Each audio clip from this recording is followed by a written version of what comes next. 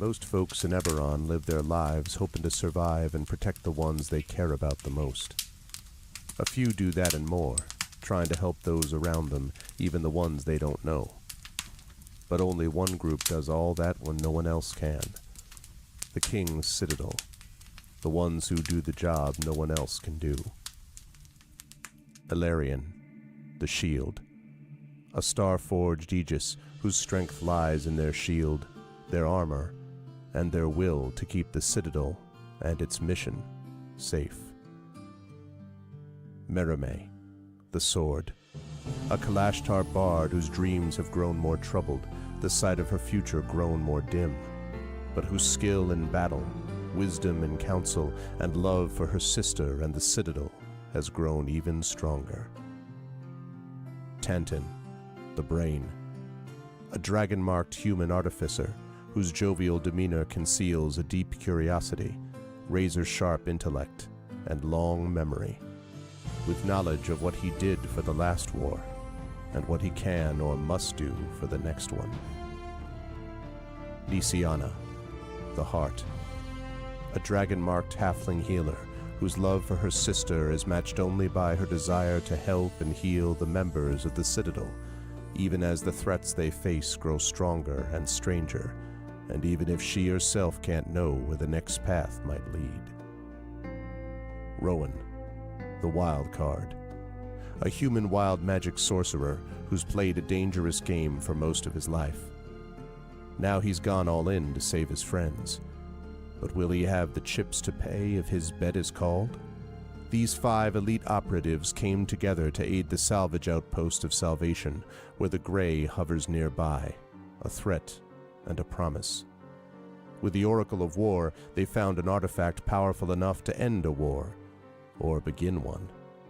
They traveled to Sharn, City of Towers, and started to unravel the Oracle's mysteries while stopping assassination attempts from the Emerald Claw and the Nation of Thrain. They found Sky Blue, the daring thief somehow tied into the ancient draconic prophecy, and stopped the Claw operative Erulin Karnak before traveling back to Salvation and into the Grey to take down the repurposed Conclave outpost, repel a war-forged invasion, and take the fight to the Lord of Blade's secret fortress, Razorcrag. They found an elemental forge of great power and rescued both hostages from Salvation and the maker of the Oracle of War himself. But the cost, and Braelish soldiers and the mighty floating fortress Argoth taken by the Lord of Blades himself, was high.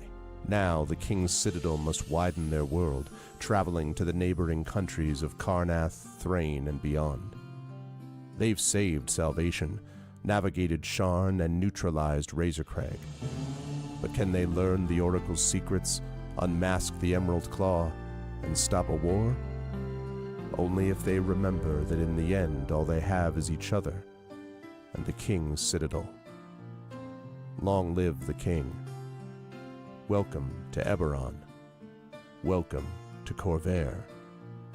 Welcome to the world beyond Salvation.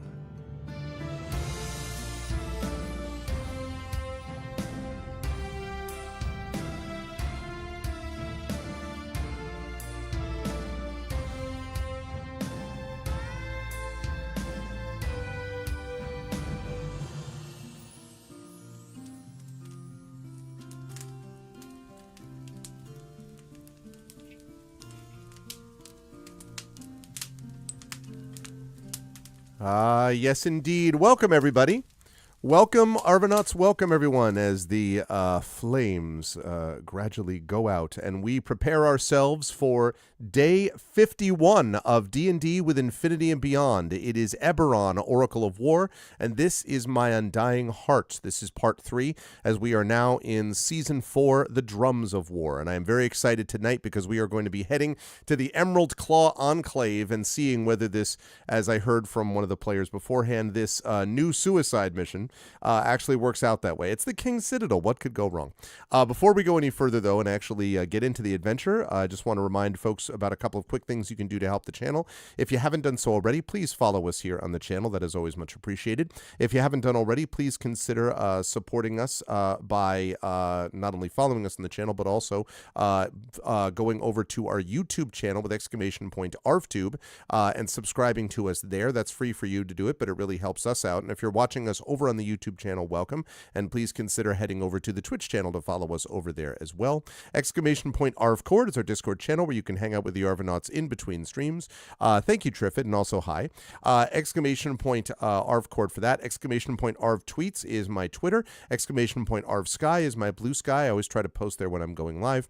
Website for this is arvaneleron.com. Financially, !ArvShop is our merchandise area where you can get stuff for Infinity and Beyond. I am actually repping, as I don't know whether, I think maybe one of them, I can't tell whether anyone's repping the clothes tonight. I think I may be the only one, but I wasn't repping it last time. So today I am repping the Eberron Oracle of War folks, but you can also get stuff for Shire Adventures. You can get stuff for the previous Adventures of Middle-earth. You can get stuff for the Arvan Eleron channel generally. And soon we're going to be having some Expedition from the Mysterious Peaks coming up there as well. Oh, absolutely, Aaron. It's good to see you, always. And good to see Triffid and all of these amazing folks.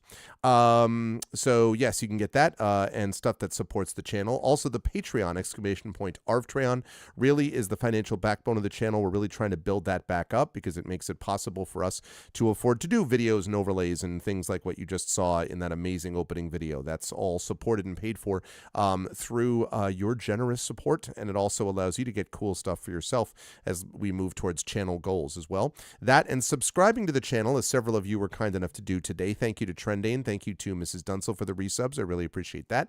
And again, you can get those custom sub badges and emotes to use here, there, and everywhere across Twitch.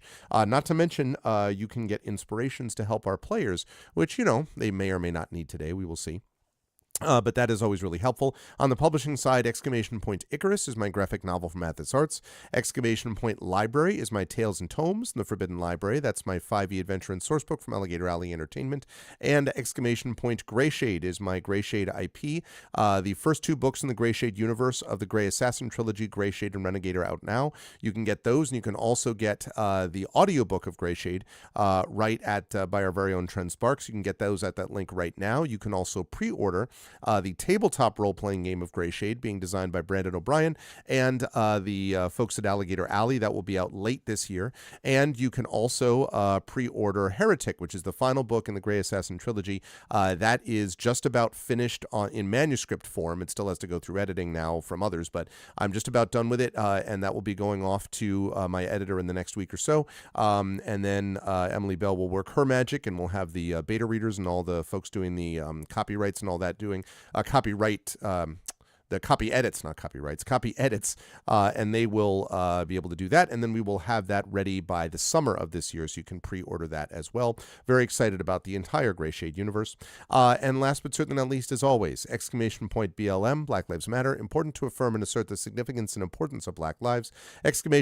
!Help Now, the World Health Organization page on suicide prevention. Important to reach out to others when you need help and reach out to others when they need help as well. And !Ukraine, UKRAINE, to help the people of Ukraine as they fight back against an illegal and illegitimate war with bravery and courage, and send the message that we will do so for others in the future. And if you saw the news about Alexei Navalny, then you will know that this is a critically important thing that needs to continue as we go forward. Thank you so much for the anonymous user who has gifted a sub to Bionic Doug. Bionic Doug, welcome to the community. Welcome to the Arvanauts, and thank you to the anonymous user who was kind enough to do that. Always a big fan of anonymous gifter. One of my favorite people here. Thank you seriously for doing that. That's very kind of you. And yeah, welcome. And I hope Bionic Doug enjoys those emotes. Quick note on schedule. We have Eberron going on tonight. I, of course, did not stream on Thursday. My daughter and I went and actually hung out with Hillness a little bit, mod on this channel and longtime viewer and very generous person and good guy. And we met up with him actually in the city, and we went to the Two Towers concert with our good friend Darkside Rob in the choir singing. They did a spectacular job. It was awesome. awesome. We had a great time. We cannot wait for the Return of the King to do the same thing at Radio City Music Hall next year. It was awesome. We really, really enjoyed it. If you ever get the chance to see it in that fashion, it's pretty amazing. So that was great. So we did that on Thursday. So we have this tonight. We will be back Tuesday with a big streaming day, Beowulf Age of Heroes with Tren. And then we will have at 4:15 p.m. Eastern over on GOGcom's Twitch channel, we will have D&D with GOG Ghosts of Saltmarsh. And then we'll wrap up the evening right back here at 9 p.m. Eastern with your vocalist doing Banner Saga 3, which is going to be a great time. So I'm very excited about that. Oh, you were the anonymous user. You thought you could give to an anonymous recipient. Oh, okay. Well, the recipient was announced because that doesn't happen that way. Well, thank you, Tom, for being the gifter. I really appreciate that. Thank you. It's very kind of you. And yeah, we love anonymous gifters or people who acknowledge that they are the gifters. Either ones are really great. Thanks, Tom. I appreciate that. So yes, that's what we've got going on. But right now, the time has come. So I'm going to unmute myself and apologize to, I think it was probably Tren that I interrupted this time without hearing him. So I apologize. And then I'm going to unmute myself every time. And last but certainly not least, I'm going to head over to reveal the crew. And he's talking because I can hear him because I don't use the stream. And I hear hang out with Trent. I'm like, well, what? And I'm like, he said my name. Well, right. No, several times. We had Beowulf. Family story, a deep, dark secret from Trent's background. Well, listen, then Trent needs to do that. Know. Yeah, now exactly. You'll never know. Trent is going to have to take it to DMs, as the kids say. You know, like that's how that's going to have to happen. You're the DM. Oh no, wait. It is good to see everyone here, and the Infinity and Beyond crew is here and ready. They are newly armored up, and I will start with the. They said they were completely prepared, and nothing could possibly surprise them in what was about to happen. So see that expression? So that's totally never said any of that. That's a lie. Oh man, I have to just play it back. Stream with your lies, Greg. I have to play it back with just the pictures of you like this, and then just like voiceover, and that's why I think that we'll always be the no problem. You know, like. And who are you going to get to do that voiceover? That's an excellent question. You know, I might be able to find another person who does some voice acting besides you, Trent. It's possible that I might. But never as good. Well, wow. that's a whole lot. I'm just saying. Wow. I know a couple. You know, so does Trent. So you know, I'll get George Ledoux, and then you'll be like, "Wait, how dare you?" I almost went who. What? Wow. But I will start with the person on the bottom left of the ziggurat, of course, our good friend Tren. Good to see you, Tren. I apologize for cutting off your amazing deep dark secret story. But when not telling deep dark secrets, how have you been otherwise? And who are you playing tonight? Well, to give a little bit of a tease, we were talking about the skeletons in our closet, and I was about to say that some of our skeletons still have too much flesh on them. And just have it flayed from their. But anyway, I decided not to make that particular. Or maybe I did. Whatever. So hi, I'm Trent Sparks. I am, as we've intimated. Never duplicated. Oh wait, we're talking about something else. Sorry. As we're intimating that which is not what that is. Right, I'm a voice actor and an audiobook narrator and that person, and I'm playing this not so tiny. He's not tiny. He's my height, so he's shorter than him and that guy way over there. And I have no idea how tall Brandon is, so I just there we go. Yeah, that's right. Yeah, but he's an artificer named Miatenton Takashaw de Cannith. He is of the House of Cannith, the House of Making. And he's dragon marked. He has these glowing tattoos whenever he's working. They never get him into trouble. Ever. No. And I can't imagine why that would happen in a place where you're hoping to infiltrate, without necessarily alerting the entire complex. I'm sure it should be fine. It'll be great. I am excited to see how those dragon marks are not seen by everybody. I'm excited to see how that will actually occur. Aluminum foil. Yeah, of course. But always a pleasure, of course, to have Tren with us, and also a pleasure to have the amazing Marie Bilodeau with us. It's good to see you, Marie. How is everything in your neck of the woods? How's life? I should say that we've had snow. We had snow again last night. Thank you, Tom, for gifting another sub. Thank you to Punching Bag. Punching Bag has joined us, I guess. Thank you so much, Tom. That's 2 tonight. Thank you, Tom. I appreciate that. Thanks so much. So yeah, Marie, we've had snow again. So I was like, we actually, it's not the frozen north, it's not Canada, but I felt like a slight bit of kinship with you because I know that, once in a while you get a little bit of the white stuff up there, just a bit of snow, just a touch. Oh, snow. So yeah, just a bit. Yeah, that's a whole other matter. Listen, I don't want to, assume anything.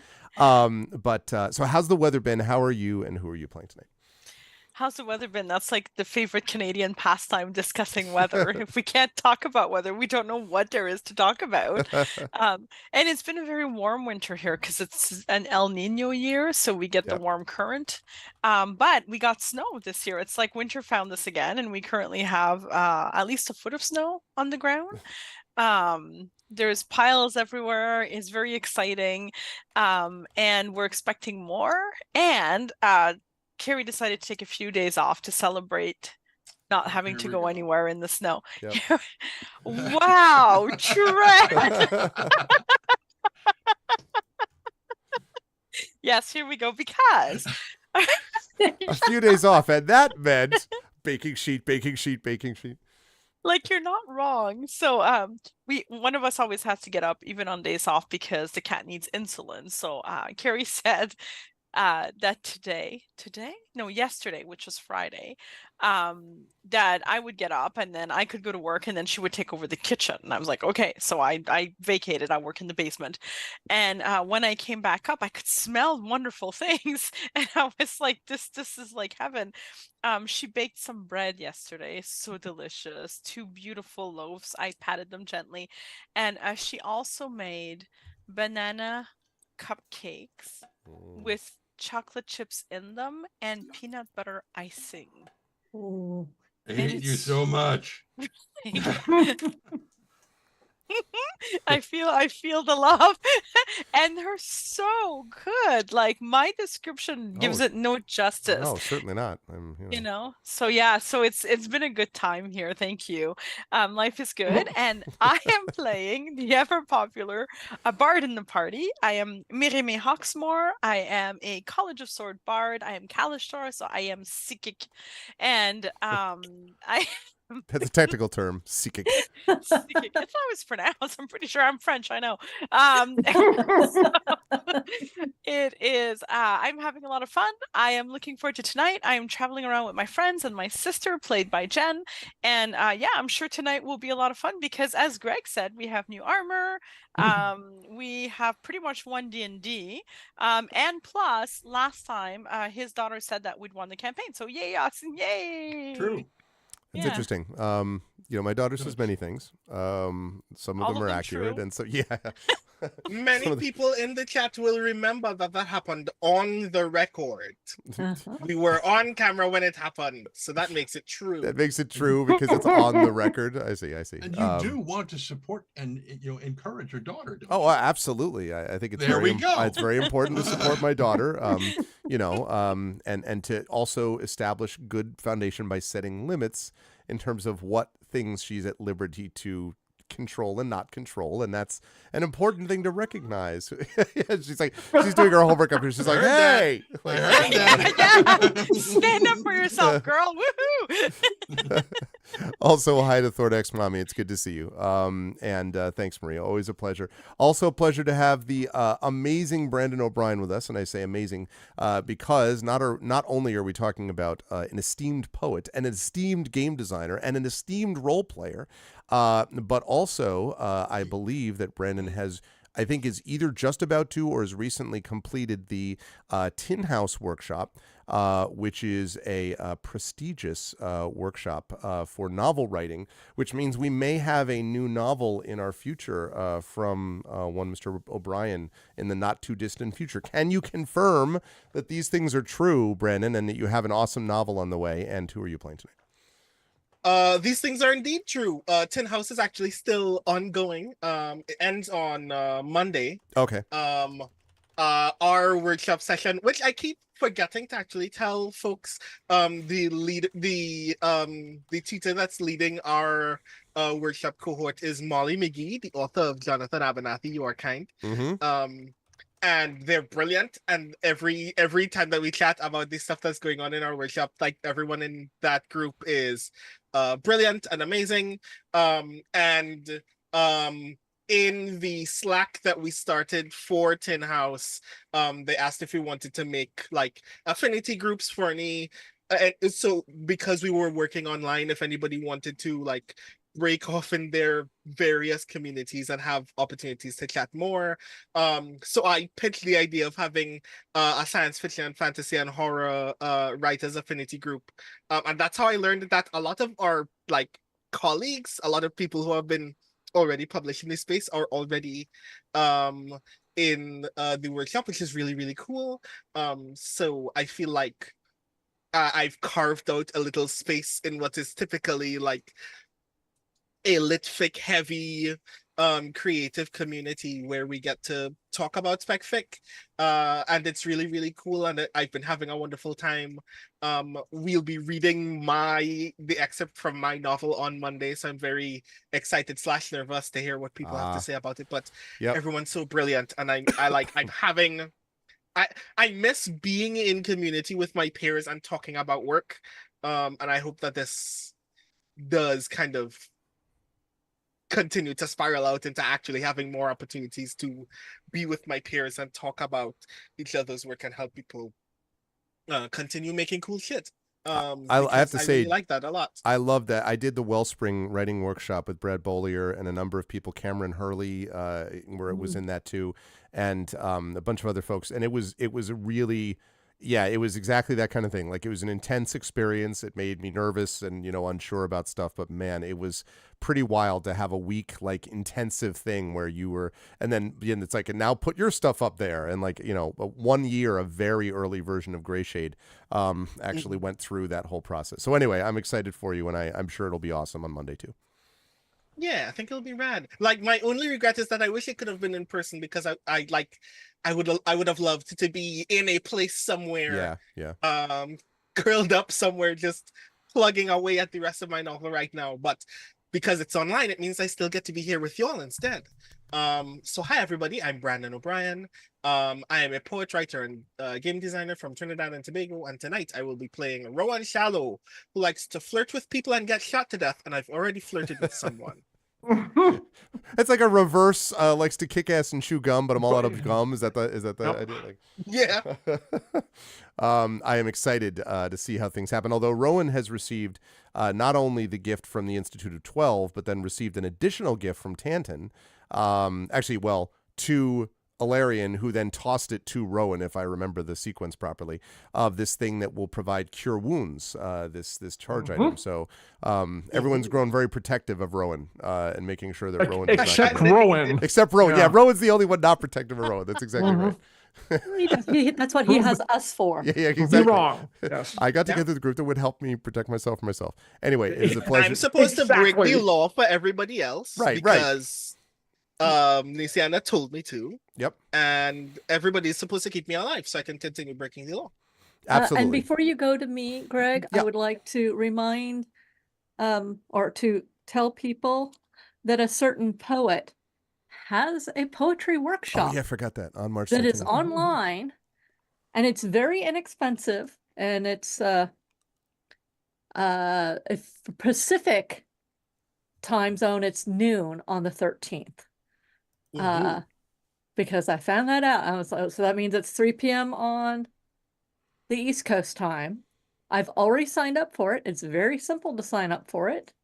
And if you want to learn how to do awesome poems and speculative poetry, like Brandon, like I want to know, he's got a workshop that you should go to. Yeah. That's going to be really cool. It's with Spectrum Writers, which is a speculative poetry workshop based out of London, and it's really, really cool.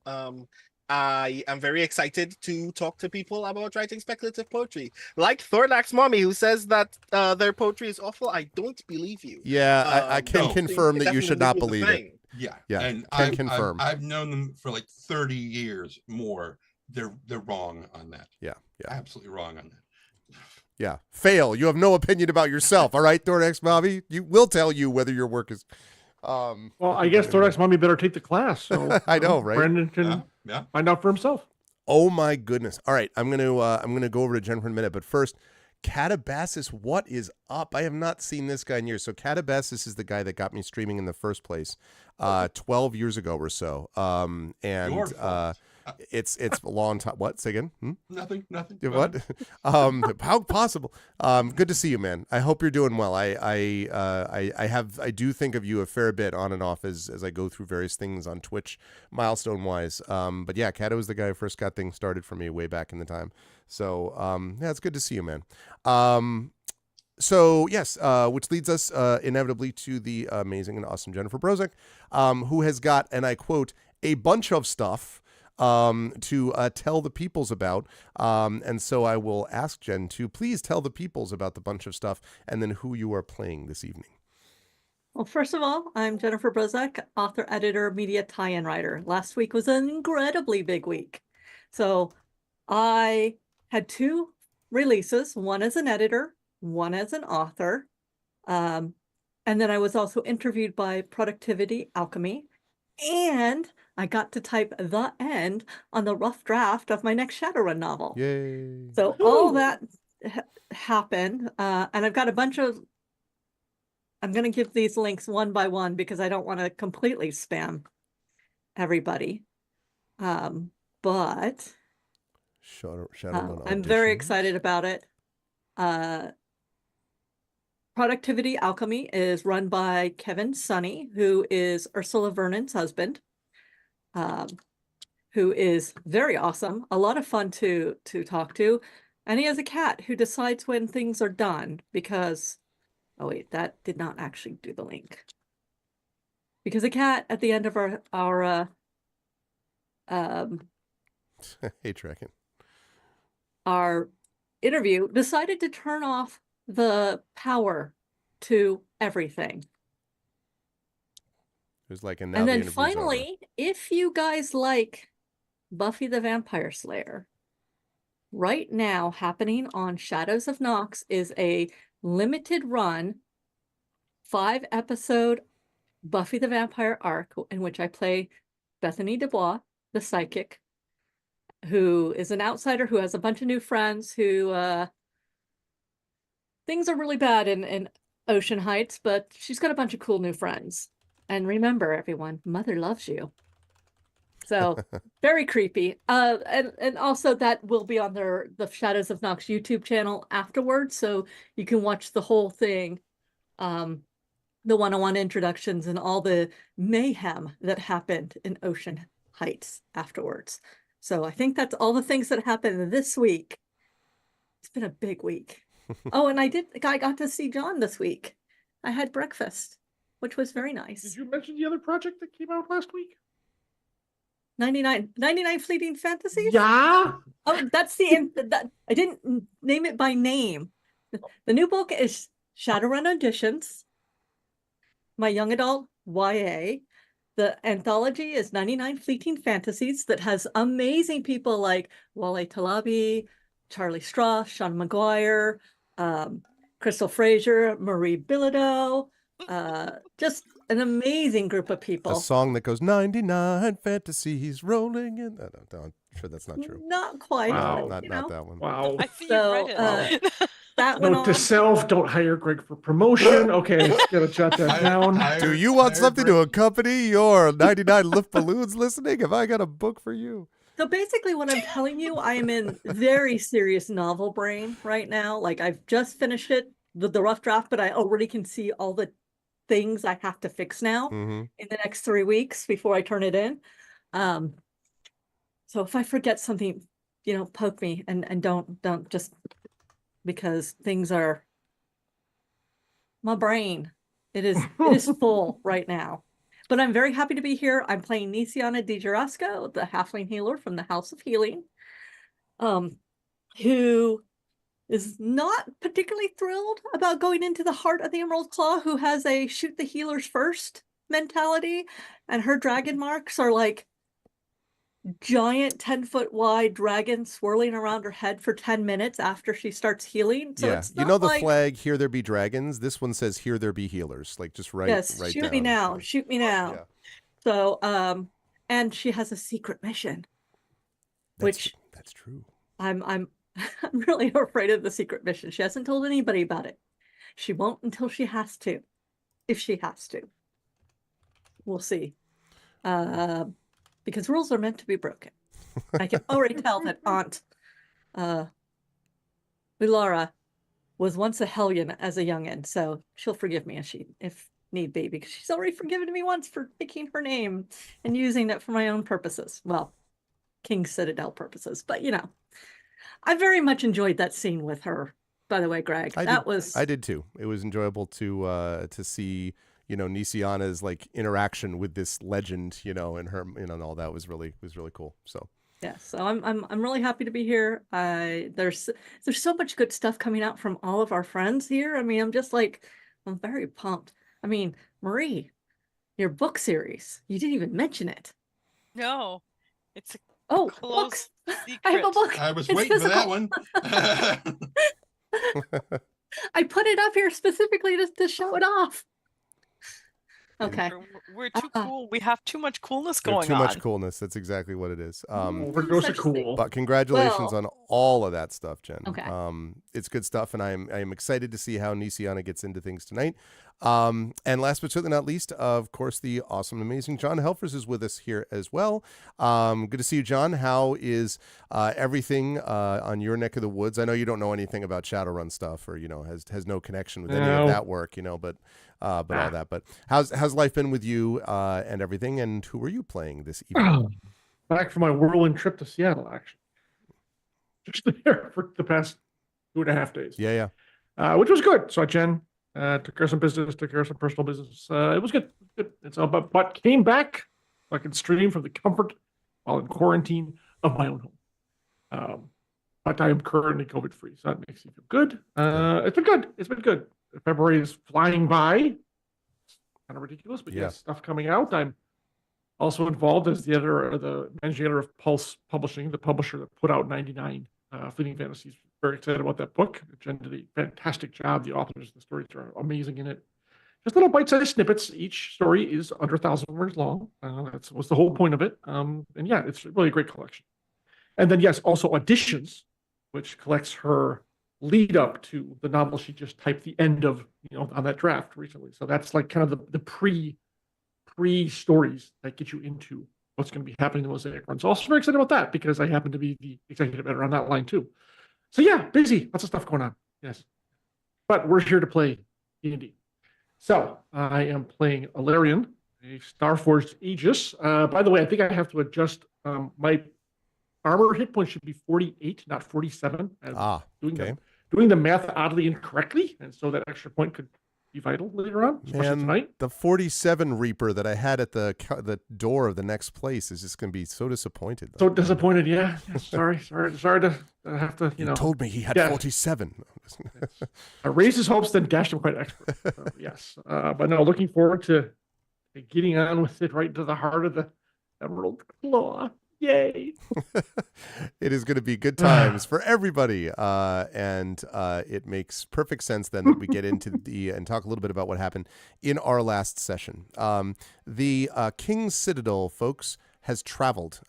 It has traveled from its usual environs of either Salvation or of Sharn, and has traveled to the Institute of 12 in the capital city of Karnath, and has done so at the behest of the Institute of 12 because of information that the Institute of 12 has gained about the Oracle and the Draconic Prophecy. The Oracle of War, which is, of course, the thing that has brought everybody here in the first place, has been one of the catalysts to the latest conflict between between the nations and among the nations. And the King's Citadel job has been to not just protect Brayland, but also keep another war from happening. That would be nice if we could stop that from occurring. And so has been sent to various places to try to make that happen. They suffered a grievous defeat at the hands of the Lords of Blades, although they did manage to at least preserve the Oracle of War. That would have been a disaster beyond all disasters if they had lost that. And they at least have some information now about the level of cunning that the Oracle possesses. But beyond that, the Oracle of the Lord of Blades continues to be a threat in the background. But it is not the only threat. One of the major threats that the group is also facing is the Emerald Claw. And when the group was summoned to the Institute of 12, they learned several things. First of all, they learned that this enclave is where a group that had been working with Solring Moranin, the maker of the Oracle of War, he had been forced under duress by the Lord of Blades to make a second oracle called the Oracle of Bones. And the one who had led the Emerald Claw Enclave that was part of this process of making that was a Karn named Widmund, who was the leader of the Emerald Claw Enclave, there we go, who helped bind the souls of the war dead to that device using a crystal skull. And of course, long time ago in this campaign, these players played a group of people that actually had a run-in with someone regarding the crystal skull, someone known as Arulin Karnak, which these players and these characters later on met as being a deep major concern.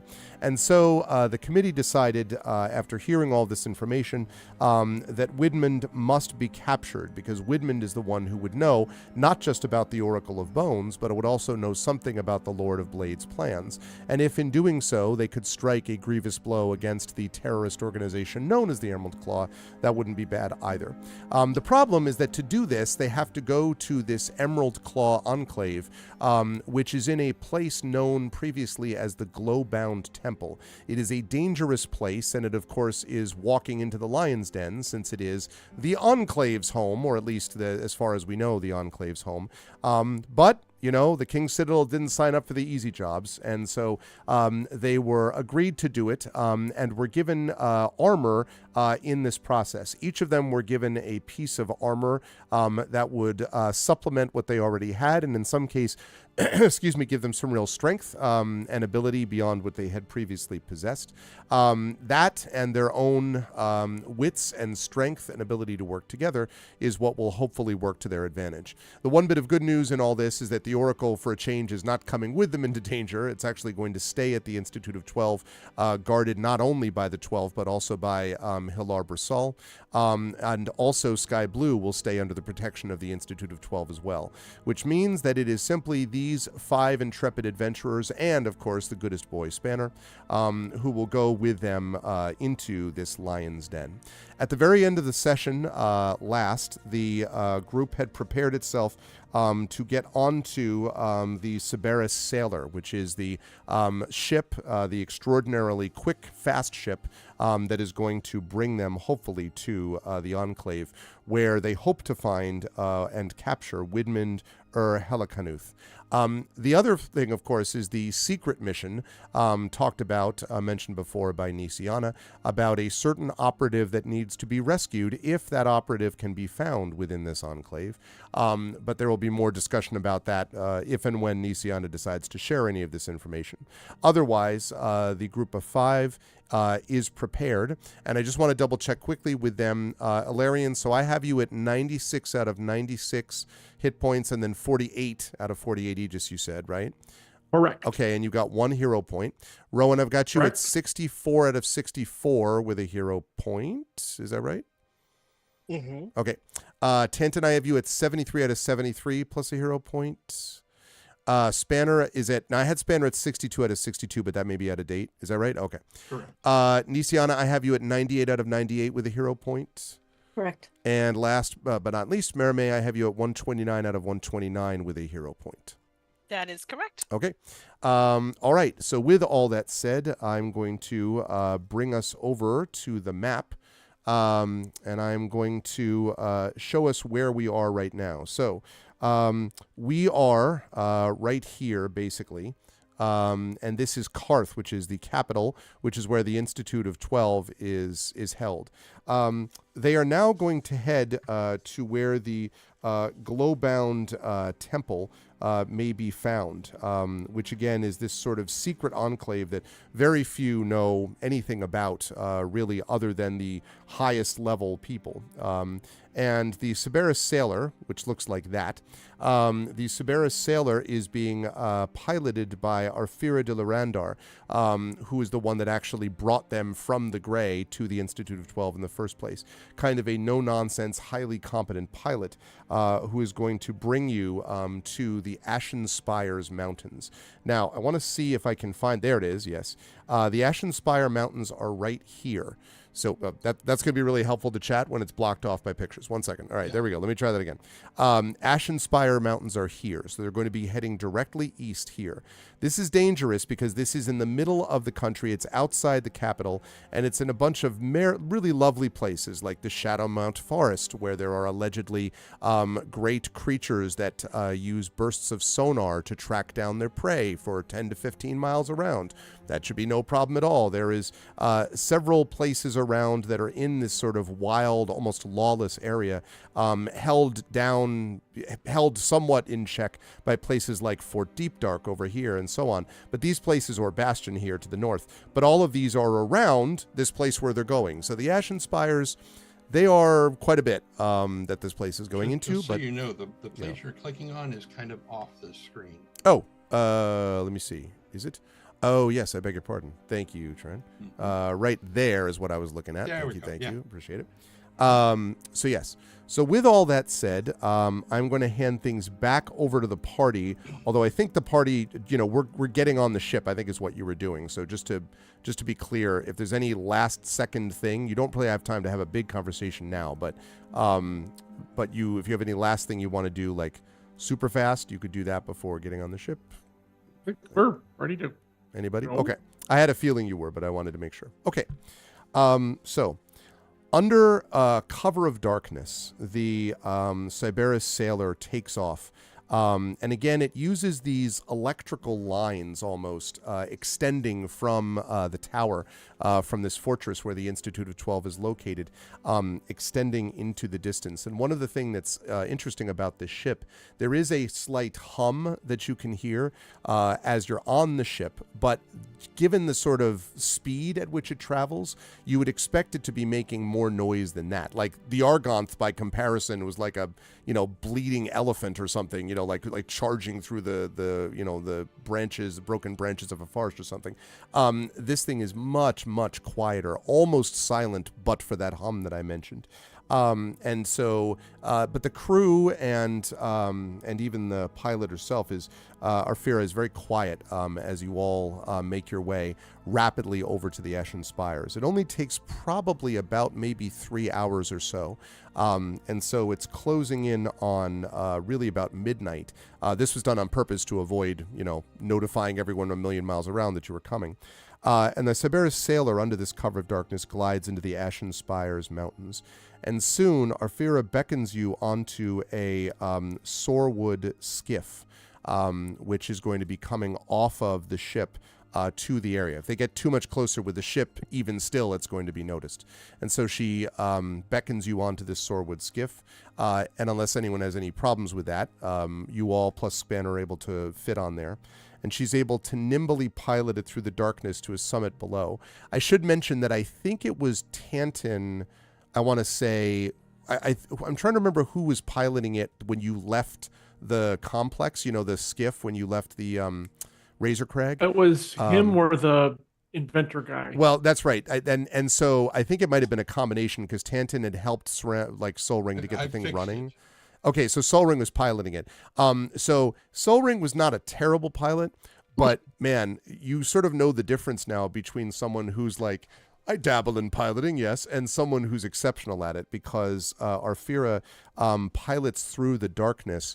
And there are several moments, Rowan, where you're standing on the edge, not right at the edge, but there, and you can see at several moments what looks like basically like a mountain, like the side of a mountain, like a cliff, pass like 15 feet away from you, and you're kind of like this, because she's so expert at it that she's able to guide you in between the mountain passes, far too narrow for the Cyberus to have gotten through. And she brings you finally to this summit, and lands there. And as you step off the skiff, she hands you a small wand-like tube. And she says, the temple's entrance is just over the next ridge. When you're ready for extraction, you need only find an open space outside, hold this aloft, that tube that she handed you, and speak the activation phrase, Night Spark. We will be here among the peaks and wait for your signal. May the sovereigns be with you. So who's taking the tube, just to be clear? I will. Okay. I'll put it on my list. Okay. And don't It is forget that a- phrase, that Night Spark.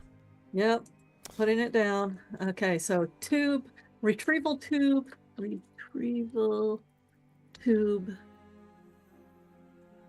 extraction. The phrase is Night Spark. And Okay. Marie, was that Adora's sword? Yes, it was the sword of protection indeed, my friend. Good. Excellent eye. Okay. So, and once you're off the skiff departs, and you can see sort of a little bit of a kind of a rough path over the peaks. It's a bit of climbing, but not anything you would need to make checks for.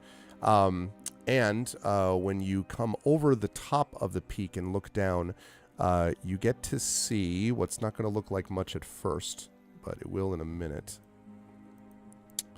Here. Let me just get over to the edge. There we are. Okay. If folks would be so kind as to pull their tokens on here, that would be lovely. All I see is blackness. There it is. Okay, I'm just zoomed all the way in. That's the problem. Yeah, I'll probably zoom out a touch, actually. I like how large we are starting off. This is a good start. Oh, yes. Arr. That's all entirely to scale. Oh, No, it's not. It's not actually to scale. Except for Perfect. Spanner. No. What is it, Chihuahua? Okay, hang on a second. See, I guess I was busy whittling down the spikes on his back, so that when you sound like start writing, I just. I think you took it a little too far. Yeah, a touch. Little spanner. He's now portable for Yeah. portable spanner for your convenience. Pocket size. He'll fit in the bag of holding now. Yeah, exactly. You don't even have to check baggage. Like you just put him right. But in. he sounds like Dino, so. That's funny. Okay, let's put that there. And right, let's shrink this to a recognizable level. Okay, actually, Spanner is actually a lot closer to scale. Actually, just to be clear.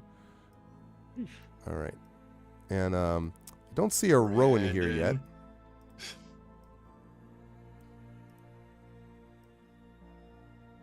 You are muted, Brandon, but you have to click on your icon and then pull it over in the under the book. On the name itself. The name. Click on the name of your character under characters. And drag it over. There we you are. go. Haha. Now his gun arm is a cannon, and we have nothing to worry about. He is actually the Colossus that we all know. Right. Okay. And Yeah, they the have Big Schrodinger's Mo, we have Big Colossus Will. is bothersome. we'll see at some point. Okay, there we go. Just want to move you closer in that I could actually see everybody on the map. Great. Okay, so a couple of notes here, which is that so you're standing here at this cave mouth, and inside the cave, you can see glowing, flickering light. In fact, I probably can show a little bit more. Yes, that's perfect. You can just see a little bit of the glowing light at the edge there. And it looks like the cave itself, and as you can see, it's a pretty enormous cave mouth, is basically opening into this ancient temple. Now, as a quick reminder, you were told by the intelligence sources back at the Institute that this technically is a place which is still obviously it's an enclave of the Emerald Claw, so that seekers do sometimes come to this place. In other words, it's not like a secret fortress that no one has ever heard of in the history of recorded time, but it is obviously a bunch of Emerald Claw people are going to be crawling all over this place. But there are people that come from outside allegedly wishing to join the Emerald Claw on occasion. So you were told that, but that's intelligence is about as much as they have. The last group that they had sent to gather more information did not return. So take that for as it will. But you are standing now just outside the edge of it. And let me see here, actually. I think I have that. Yes, okay. So, leading right up to the edge. Perfect. Are these two closed doors. And you can see here that at this cave opening, there are two flickering torches that are illuminating a stylized arch reminiscent of an enormous drop of blood. And there are hammered bronze doors filling the arch, flanked by two what are clearly undead soldiers wearing Karnathi armor. Now, you all know that the Karnathi, army did use in the past, thanks to the Emerald Claw, necromantic arts. And so it's not entirely surprising that they would have stuff like this. But give me one sec while I pull these two guards into play. Let's say place the... Yes. That's exactly this. Sorry, I didn't quite catch that. Could you repeat, please? Well, that's I the said. left one. That's the left one's name. The right one's name is. I know wow. that. Is this going to I know work? that. Wow. So the P is silent. Okay. Just Right. a second there. Yeah, They're okay. moving. Look at this. I know. I didn't know that you could actually. Wow. Ooh, why don't we get that arm? I see the bad guys have it, but we don't rate. Well, maybe Why if you are- joined the Emerald Claw and the bad guys, maybe this is We how are here, are we not? That's true. You're like, if we get to move like you, we would like to do that same thing. Okay, there we go. So they are standing flanking this. Also, let's see. Tantin, can you make for me, please, a...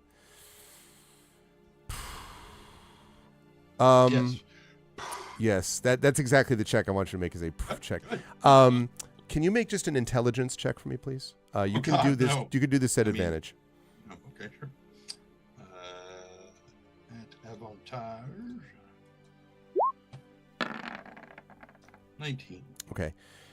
You're pretty confident that what is behind the undead soldiers are these two torches that are flickering, and clearly, I mean, you just looking at it quickly, you can pretty much tell that they are not burning down and sort of reducing. So you would guess that these are probably ever-burning torches. I mention that because those are the predecessor to ever-bright lanterns. And you did some work, a little bit of work, like, it wasn't like your primary thing, but you did a little bit of work in House Cannith on ever-bright lanterns. What that suggests is that this is a considerably older complex, if they're still using this, like, in quotes, technology. They work, but they're just, they're not as, like, efficient as an ever-bright lantern would be. So, but this is what you see. They do not appear to have seen you yet, but the doors are closed. And there is also, you can see, one last thing I should mention is that over the top of the arch is what looks like a largely worn away phrase. It may or may not be discernible if you got closer, but obviously the minute you get closer, they're going to see you. Thank you so much for the sub, Hillness. I appreciate it, man. Good to see you. 80 months of support, my goodness. And it was good to see you at the Two Towers concert. It was a good time. So yes, they have not seen you yet, but the doors are closed, and so now you must decide what you will do. Well, and I've got everyone linked up. They have supplicants coming in. Could we just talk our way in? We could try. if we give Rowan the proper disguise, and at that, Alarian takes out the green emerald claw mask they have been carrying since level 2. This is why And you hands hoard it this to stuff him. for this reason. Y'all call them hoarders, and then the end of Final Fantasy, you use it against the boss. Huh? That's why you do this. Okay. Yep. And hands it to Rowan. You don't have anything that, is perhaps more flattering? They just look at you. You don't want to wear the cloak thing that we got. Actually, do you? He probably does. You. Is it covered in blood and or viscera? I don't think so, actually. It came off of a Warforge. Or a mage, a Warforged mage. It was Fine by me. relatively clean. Yeah. Not Alright, being I- recognized is ideal, I imagine. I put on the mask. Made from human skin. Well, That's what I meant by viscera,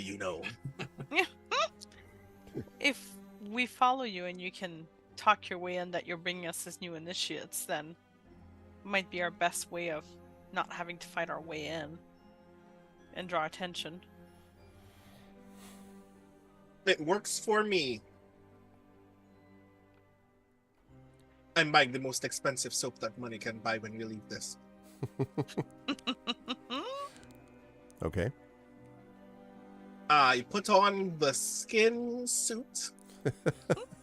The entire time I'm maintaining direct eye contact with whoever had it in their backpack for days up to this point. That would be Alarian. Mm-hmm. Who's not exchanging Yeah, his you just had expression. untreated Wait. human flesh rotting in a Oh, bag.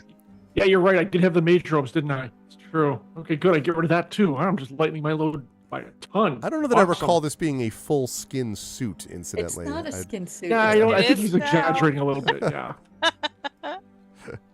I thought it was a leather mask, and a gray. The mask is the leather mask. Yeah.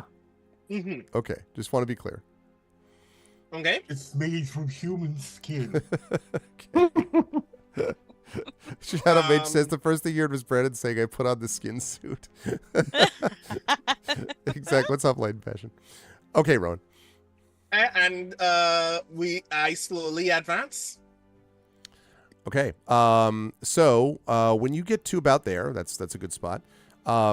These two sort of come up this way, rather uncomfortably close, actually, and they just sort of stare at you, and you can see that they are, as mentioned, clearly skeletons. There is a red light that is burning in their eye sockets, and one of them says, "What is your business?" We'd be following him. Yeah, you can follow. I assume. Okay. Yeah. I guess I'm not gonna have it at the ready. That would be a little suspicious. I say this with a tone that is a mixture of like stern confidence and extreme devotion. When I say, I bring new acolytes for our cause. And there's a pause, and one says, "Then these are seekers of the blood of all." Yes. And they look at you, and they kind of walk up close to you and stare at you with glowing eyes. Make a deception check, Rowan. Oh, grand deception, you say? You have a bit of ability in that, as I recall. Yeah. 14. They sort of look you up and down, and then they say, "These others are prepared to take the oaths." And they kind of look beyond, like past you at the others. I chuckle bitterly and reply, perhaps not ready but willing. And they both sort of nod at you, and they say, "Then as foul wishes may doom await you." And they turn, and they go back to the doors, and they face the doors like that. And then they both raise their swords at the same time. And as they raise their swords, the doors open fairly quietly. But those swords don't look like anything particularly special, do they? What do you mean? Well, they have I these mean- amazing little universal remotes in the hand. Right. That open everything. Glowing when they did that, or they're ornately special, or they whale or something. I don't know. So we're saying that these swords cost like $2.50, $3 a piece, and control the. Yeah, You like- can change the right light back. color on them and stuff, make them flash, that kind of thing. All you have to do is just they both pull out these remotes, and this is an internal convo that we had before the stream, Chad, and it was very funny stuff. Anyway, you all are very clever and witty, but it will not save you. So they open the doors to reveal the room beyond, and if you are not mistaken, as they sort of step to the side. Hold on a second. There we go. As they step to the side, if you're not mistaken, Rowan, you think you see, and probably the others shortly thereafter can see, what looks like a large trough in the middle of this room beyond that is stained red with blood. So that should be Cool. fine. Grand. And the doors are now open. As I mentioned, there is an inscription of some kind over the arch. If you want, you can try to take a look and read it. It's not easy to see, but it seems to be something written in common. So any of you that want to try to read it can. Friend and enter. Yeah, exactly. Okay, got it. Melon. No. Since I am, oddly tall, I will try because I am the closest to it, literally. Okay. Because I want It's true, to though. also observe the door, but for separate reasons. I want to know what about the swords and or the door led to that interaction that opens the door. I see. You don't know. It's a little bit hard for you to tell, Rowan, from your position here, whether there was.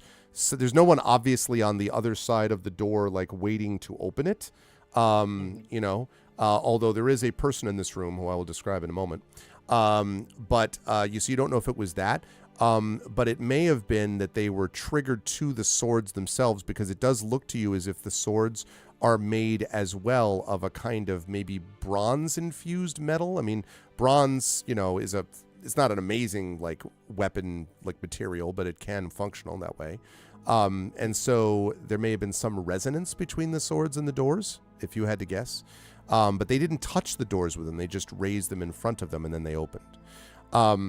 As far as over the top, what you can make out in common, Ilarion, is Seekers of the Glow-Bound Temple. Is what it Perfect. says. That's what we are. And that's So the only. Yeah, exactly. Score. What we've always wanted to be. Okay. I mean, it's a little on the nose, to be honest, but all right, if that's how they want to play it. Mm-hmm. Okay. Hey, So Greg, can I have just a very quick question? sure. We're going in to grab this dude, and this is supposed to be a stealth mission, right? Well, we're kind of already failing in that regard, but yeah. Well, what they told you was you need to capture this guy, yeah. But the stealth part is just, if you go in guns blazing, presumably it would be harder to do that. You were not Only told one like of us has a gun. Okay. so- yeah. So we're not going to have an international incident when all hell breaks loose, as I foresee happening. I mean, listen, if hell Well. breaks loose, that's a whole other matter. I don't know what to tell you in that situation. That's You'll for the have to see. diplomats to decide. If he says if. I mean, I mean, I But just, you're saying there's a chance. I'm just thinking about me and Tantan, and because if either of us do magic, that's it. Won't have Dragon to marks do go magic. off. it is a problem which is uniquely qualified for the King Citadel to try to figure out. What's that? Oh, sarcasm. Bam. Oh, I thought I We're going recognized to get that. a big tarp to cover both of you. That's what we're going to do. Total belief in all of your ability. Okay. So Right. they now move to the side. So you can see inside the room. To see more, you'd have to actually walk in the room. But you can see there's a person standing behind this. I can describe more if you enter it, but the skeletons have moved out of the way. Okay. I very slowly, like almost ceremoniously, step past them and enter the door. All And right. I hope everyone's following behind me because Oh, I'm yeah. not looking back. I'm following, and I'm trying to keep Nisiana kind of between me and Ilarion and kind of a little bit. I'm sticking close to my sister and trying very hard not to show anything other than I am nervous because I am an adherent wannabe. Not that this stuff is just the grossest thing ever. I mean, exactly. That's right. You know, this is all I've very seen normal worse for you. in the You've seen gray. worse. I've seen worse in the gray. I've seen worse in the gray. I've seen worse in the gray. I remember our first adventure. I can do this. Tell me this matches the contents of the big stone pot in Conan the Barbarian. Right, exactly. or Mola Ram in Temple of Doom or something. All right, so absolutely. if all of you would be so kind as to move yourselves inside here. There is a large trough which is jutting up from the center of this vestibule. It is stained dark red and surrounded by serrated metal fins. It is clear that this is some kind of blood depository, a collection point for the sacrificial offerings of faithful seekers, presumably. There are doors with barred windows which are overlooking the vestibule from the north and south, and another pair of bronze doors leading east. And a woman in a loose green robe smiles at you from across the trough and says, "Greetings, pilgrims. Welcome to the Glowbound Temple.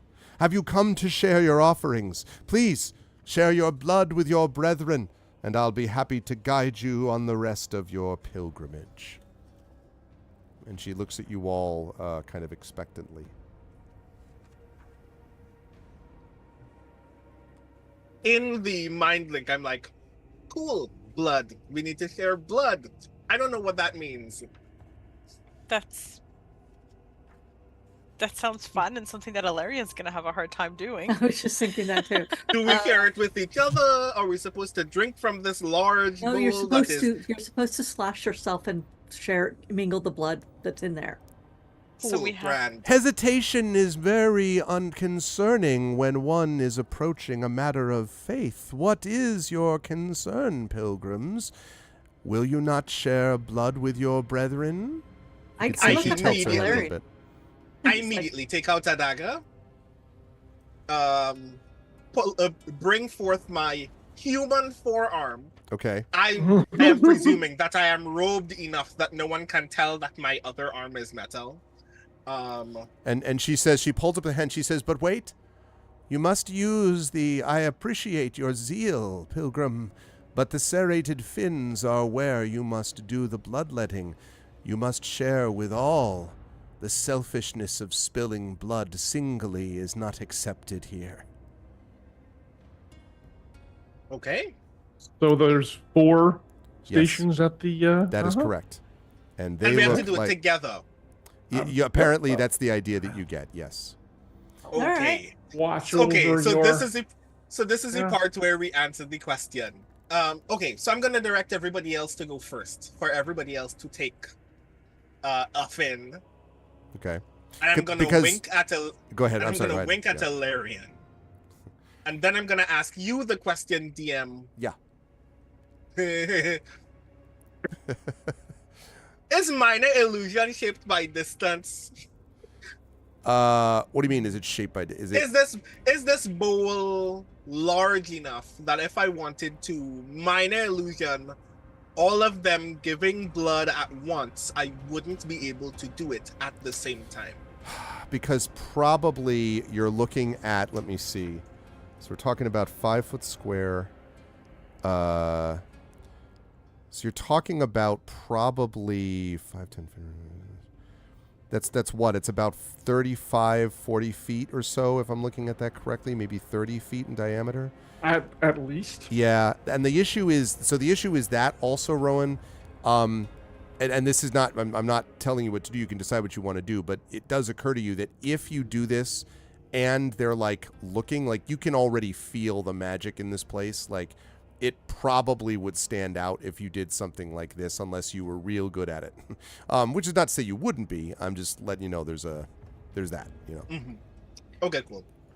Oh, very nice. Hey, Echo. So in our mind link, I'm gonna say, sadly, 3 of the 4 of you are probably gonna need to lose some blood. I will buy you all something very strong to drink afterward. Ilarion, would you like to humor me for your portion? Do I have a choice? Well, when she looks at you, Ilarion, yeah, I'm just gonna. I have an acidity there regarding her too. Just like right. She says when she looks at you, she kind of comes over to you, and she comes over to you, and she has this strange sort of like almost saccharine sweet smile, and then she like kind of like looks up at you and kind of like looks into your face, Ilarion, and then Warforged, I see. It has been long since we have had a seeker here, unless you come from one of our allies. But if you are a seeker, then blood will not be needed.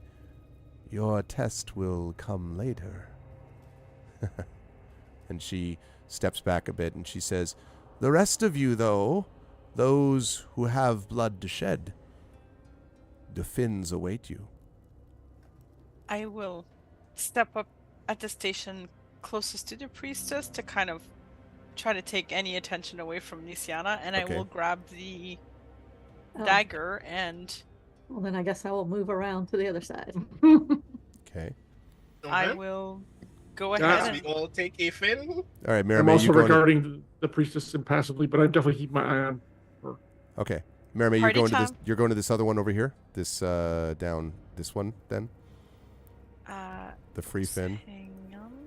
Yeah, here. I will get to this. Where is she? She's... Yeah. I will go to the one closest to. Here, I'll go to this like melting pot fondue restaurant. All right, I'm going to take Yeah. this table and this table. Okay. Now, just as A little bit of this, a little bit of that. Yep, it's all good. Yeah. As a matter of information, our tetanus shots are all up to date, I assume, right? Ooh. All right. So I will cut my palm and Yeah, I imagine it's Don't cut the palm. we press our Yeah. forearms against the thing. Right. Yeah. Cutting the palm is like the worst freaking place anybody can actually cut. Do you know how many ligaments are in your hand? That is the stupidest thing in media. Sorry. Yeah. It's the cutting. It's the. I wasn't going gonna to cut deep. How much blood do we have to give? Exactly. On the forearm. More urban fantasy media should have people when they need to give blood in those circumstances, they give it the way that they take their blood sugar tests. They just prick their finger Yeah. and squeeze. Right? Mhm. Guys, Uh-huh. we're playing D&D here. We've all been like torn into 1,000 little pieces and are still alive. Like, don't worry Yes, but I about can't that. heal you right now, so Yeah. don't cut your sword hand so that you can't hold your sword later. So maybe it's like Inigo in Princess Bride, like I am not left-handed. All right, so each of you, except for Ilarion, will take 1 point of slashing damage as you cut yourself, and the blood drips in. And when the blood drips into this trough, Fine.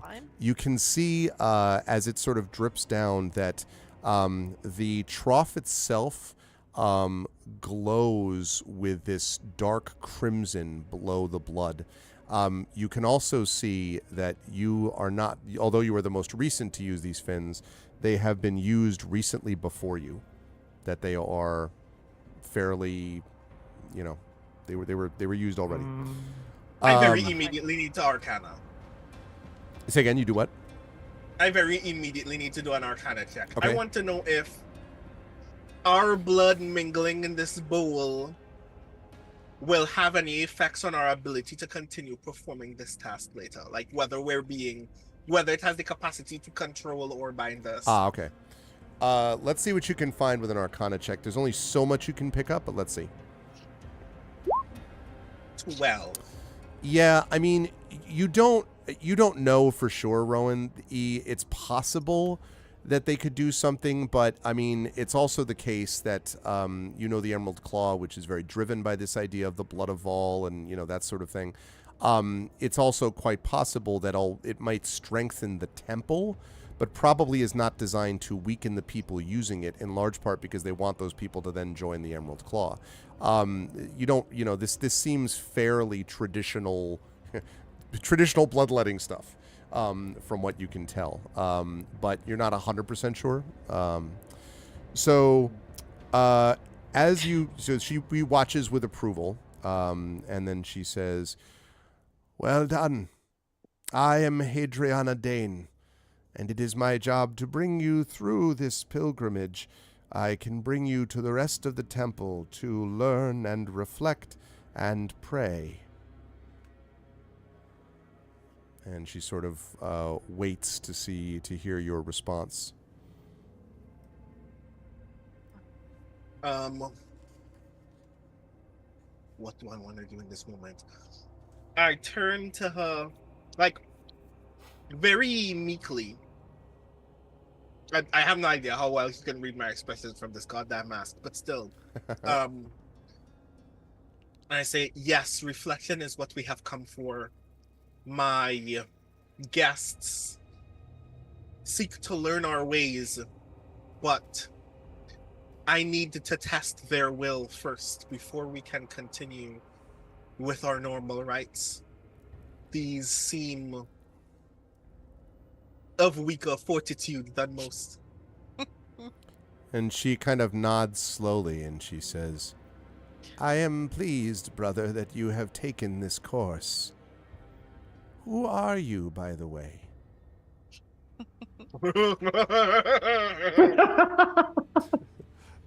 "Your laughing evilly will not save you." No, I'm just kidding. She doesn't say that. I don't quite believe you are actually laughing evilly. God. Do I know that there are other temples like this one?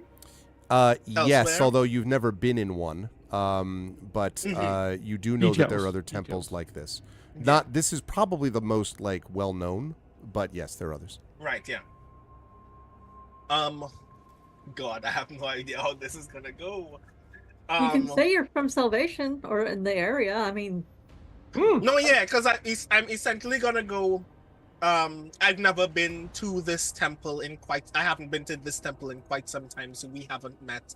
But this was the closest to where I met these wanderers, and that's why I decided to come here to the greatest temple in our enclave, so that they may truly discover whether this is their ideal course of action. And she sort of pauses and she says, "So then you have undertaken a long journey to come here, I suppose." Quite a long journey, in fact. But I'm glad to be back at this, our greatest temple. Admirable. Admirable. The stink of the outside world is troubling, and it is good to smell the blood of our own again. Admirable. Make a deception check, Ron. Jesus Christ. Got this. Oh, that's gonna blow it. She draws her. She casts a spell.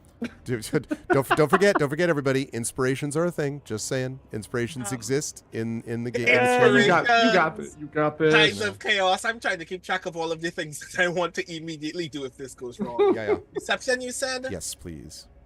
Jesus Christ, that was a 9. I'm immediately Tides of chaosing. Stop sweating so much. Like the mask is sliding off the face somewhat.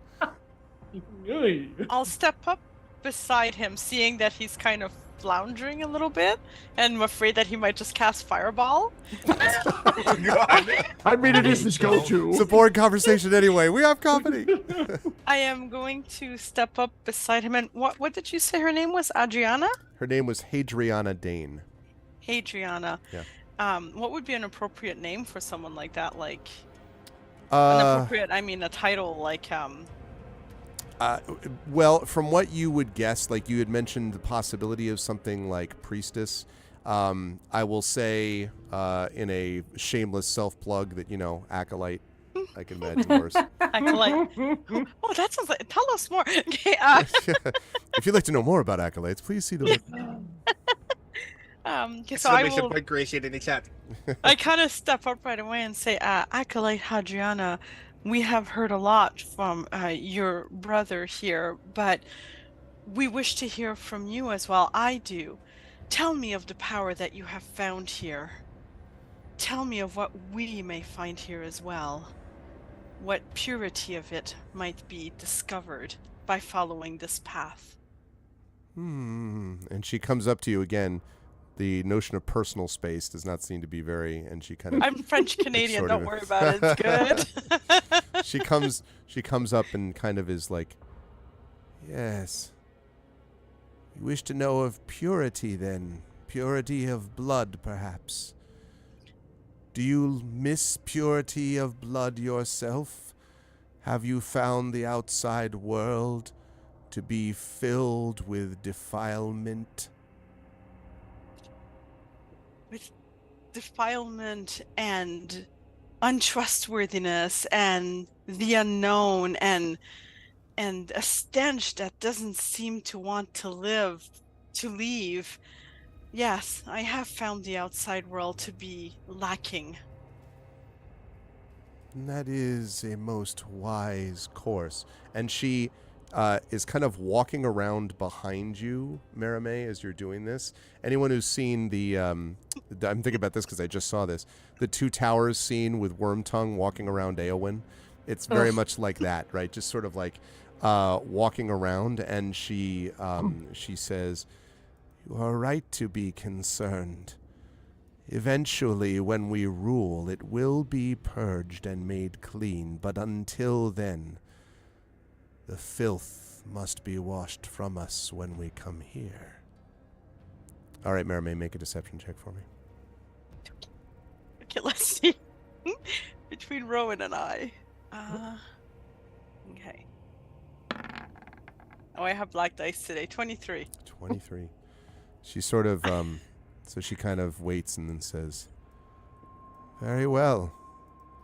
I imagine, brother, that you have faced some uncertain trials that have caused you to hesitate. May you find the wisdom, stability, and understanding that awaits within." And her gaze kind of lingers on you a little bit uncomfortably long, Rowan. And then she turns, and as you saw the undead soldiers do, raises her arms, not a sword, but arms. And the doors open to reveal something pretty impressive. Because what you see in the next room, as I move over He's so an chat elder can see, brain. A large skull? What the? that is exactly what it is. A large crystal skull? In the next room, the room's ceiling rises into a dome that gives the chamber the feeling of a courtyard. And dominating the space is a 10-foot tall skull pieced together from thousands of blood-streaked bone plates. In front of the giant Ew. skull is a padded kneeler and a smaller, human-sized skull set on a pedestal.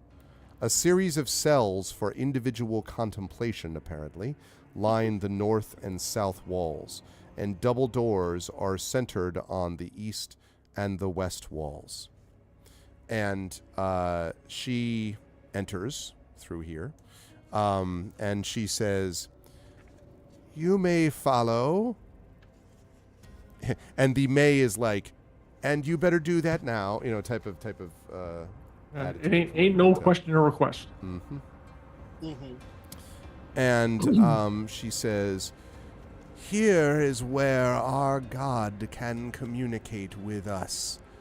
Deep are the eyes and vision of those who would seek him, but deeper still is his vision into their hearts. Now that you have given of the blood, you are prepared to give something of yourselves in contemplation of what is. Your prayer awaits." And she gestures to the cushion, the kneeler in front. I immediately, like, I'm obviously performing a kind of like emotional overwhelm that immediately draws me to kneel. But I'm mostly doing it in the hopes that she will see it, go, "Ah, yes, you are an acolyte," and leave. Mm-hmm. So you do that. What do you say anything, Rowan? I quietly bow my entire head. I kneel and just like bow. Okay. Several things happen with this. First of all, Jesus. those of you standing and watching the skull see the skull itself glow dimly red as if lit from inside by this redness. Big one was the little one. The big one, not the little one. Okay, just checking. All right. One more thing that I do before this happens. Okay, yep. In the mind link, I immediately tell Merime, "Take me out." I boot him out. You, No hesitation. oh, okay. I was like, what did you just say? Right, okay, take him out. I shoot him in the head. I was like, what? Like, what? I take out my rapier. I was like, what the hell? I use One 10 for the flourishes. temple. Hang on a second. So we're getting no, I don't have any drop frames on my end, I think. Is everyone okay? Can they still see chat okay? Chat, is everyone can see me? I can. Yeah, you're all good. Here. Works for me. Okay. So everything seems okay? I'm moving my character specifically to see if I can see it move on the screen. Okay. And Let me see. Yeah, I see guess you in the back. Twitch is the one being evil? It might have been Twitch that just did that. I have not seen me move on stream though. Uh I have not moved. Yeah, on I stream. just did the same. So maybe Oh, stop there I and am. start. That's what people just said. If you stop and Yeah, start. I just moved on There stream. might have been a Okay. little buffering just then. Okay, cool. Thank you for letting me know that. There was some pause, but it's probably okay at this point. Okay. So when you are kicked out, you hear in your head, Rowan, you hear, "Why have you come?"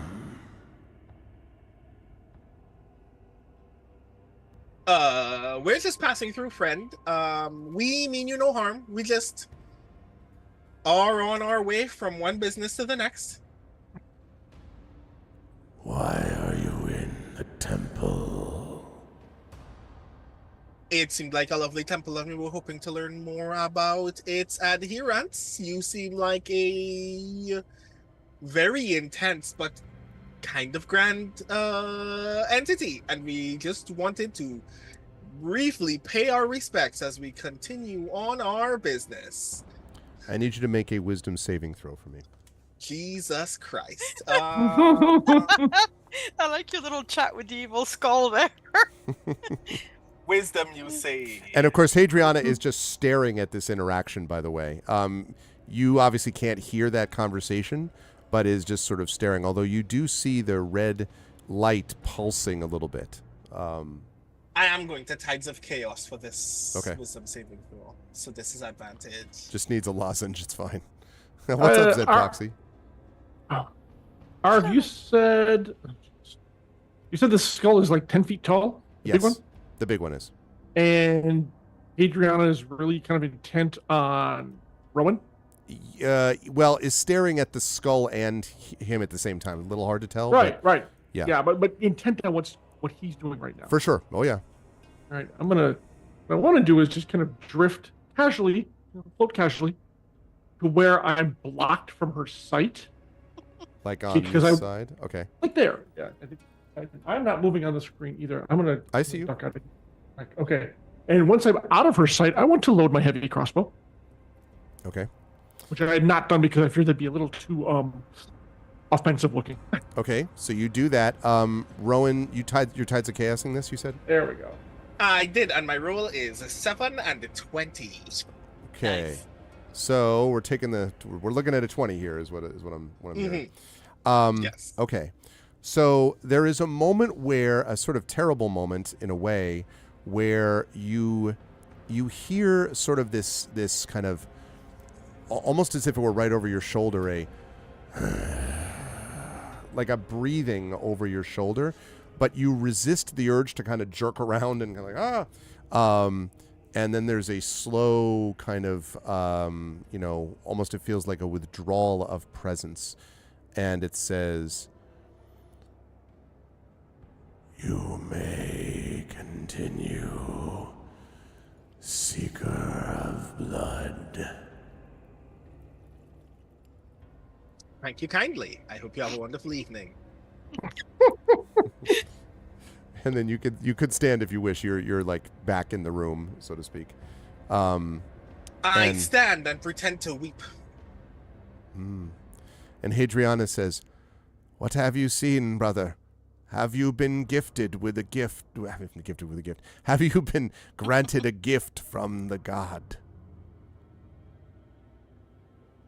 Merely the Great One's sight is gift enough. "So it must ever be. I rejoice with you." And then there is a dong bell, like just a single bell, and Hadriana says, "There are more seekers arriving. I must attend to them. Brother, you may conduct them further if you wish, since you know the way and have passed the test. I would remind all of you that his sight is wide and broad and deep, and all things are made possible through his sight. May you find your own path to the truth of blood." And she kind of smiles broadly and then walks past and around and through the doors. And the bronze doors close behind you. And you can't say alone because you don't know what else is looking at you, but you are at least with each other at the moment in this room with the skull. I immediately step away from this cushion and go, "Please tell me somebody knows where we're going." It would seem straight ahead, and I'm already heading to the doors on the opposite side of the room. I brought Rowan back into the telepathic link. Okay. Thanks for not keeping me around. I had no idea what was gonna happen there. God seems kind of nosy. Let's not stick around, maybe? Let me guess, are these doors looking exactly like the ones we just walked through? They do Both indeed. sets? They do indeed. Crap. So do they look locked? They look closed for sure. Will require an act by an acolyte to open them, most likely. They do have handles on them, just so you know, but they have not been. The handles have not been touched by anyone you've seen so far. Go ahead, Mermaid. Go ahead, Mermaid. Greg, Yeah. just out of curiosity, just having seen Rowan gone through this and having him kind of describe the fact that it was obviously a telepathic link, do I get any sense from my own abilities as to this was a telepathic link? Or I guess, is there any way to know, like, is this a telepathic link from like a being whose brain this was, or is it someone using basically this as kind of just a vessel to link some kind of magical spell? Like, can I get any sense of who's at the other end? So you think? Let me have you make an Arcana check, Mermaid, I feel very to smart. figure out some of that. Also, hi to Drew and hi to Prince Justin, and hello sure to you don't Crit want- Twitch and everyone else. You sure you don't want me to make a insight check? Nah, I No? appreciate the offer, but I think Arcana will be great. I'm not. I'm just. I know I'm you're here here to for me help. with this, and Yeah. Oh, Oh wow! See, you had nothing to worry about. I should just trust myself. Exactly. Okay. So you suspect that the That was a non-natural 20. yes, for I those beg of your you pardon. listening Thank you, at thank you, home. Trent. Thank you. Yes, that was a non-natural 20. You suspect, Maramé, that this skull, if based on what Rowan explained, that this probably was being conveyed from somewhere else in the temple, but you're not sure that it was someone that isn't themselves tied to someone on another plane. In other words, it was like fairly strong stuff, and you're not sure that it would just be one person that's like on this plane that would be doing that. Okay. Having said that, though, you also sense, because you rolled pretty well there, that small skull is another method of communication elsewhere in the complex.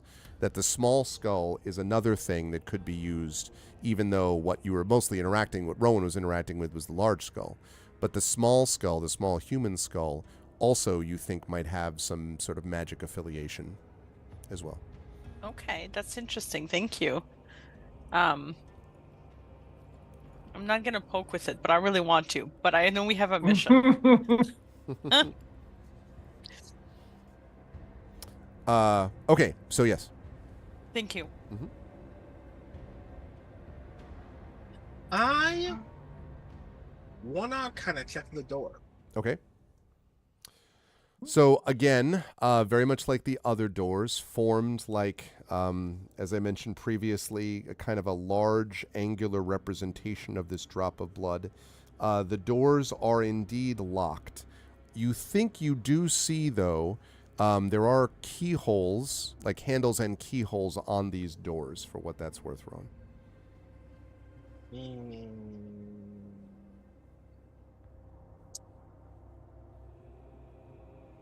I turn to Maramé and say, "Step back," and then I try to pick the door. Oh, all right. You and me switch places on the map there, buddy. Oh, okay. Right. Okay. Maramé Mhm. doesn't need to step back. She's way up. There we go. Yeah, there we go. Yeah, just Yeah, thank you, Nisiana, exactly. Out Let's, of the line of sight of the door. Pretty much. And that is what Ilarion cautions everyone to do. I'm going to tell you right now, unless absolutely required, Nisiana isn't going to say a goddamn word out loud. And she is going to stick in either Ilarion or Maramé's shadow. Because this is the most horrific thing she is dealing with right now. Yep. Actually, Maramé, take another step back, like north. And Rowan, Gosh. give me You're a still in front of the door. Rowan, give me a dexterity check. Are you using? You have thieves' tools or something similar, Rowan? I think we talked about this before. I don't remember if you do. Do not. Okay. Do we? I do. Otherwise, I can. Okay, I was can going lend to say you mine. thieves' tools would be helpful in this because it's not. I have them too. I can also pick locks, but I am more than happy to let you go at it. I am a team player like that. I But highly can suspect this door is gonna shoot me with a bolt of necrotic That's- energy, and I'm just gonna curl Also, over and die. Maramé has a habit of not actually unlocking doors. That is a bold and painful truth. That is a true statement, and It's I only I kind of love the dichotomy of the new guy being a charlatan by trade, having no thieves' tools and being prepared to pick this lock in the presence of a very noble, very morally conscious bard with thieves' tools who's never opened the door a day in her life. No, I've managed to. Ilarion intimidates me when he looks at me, and morally conscious. I would, depends on the occasion. But yes, I am happy to hand you my tools, my friend. Here you go. You may use these. I just happen to have. I would also So remind just everybody, by these the way, that decks- you have hero points. Don't forget to, as we're talking about things you have to benefit.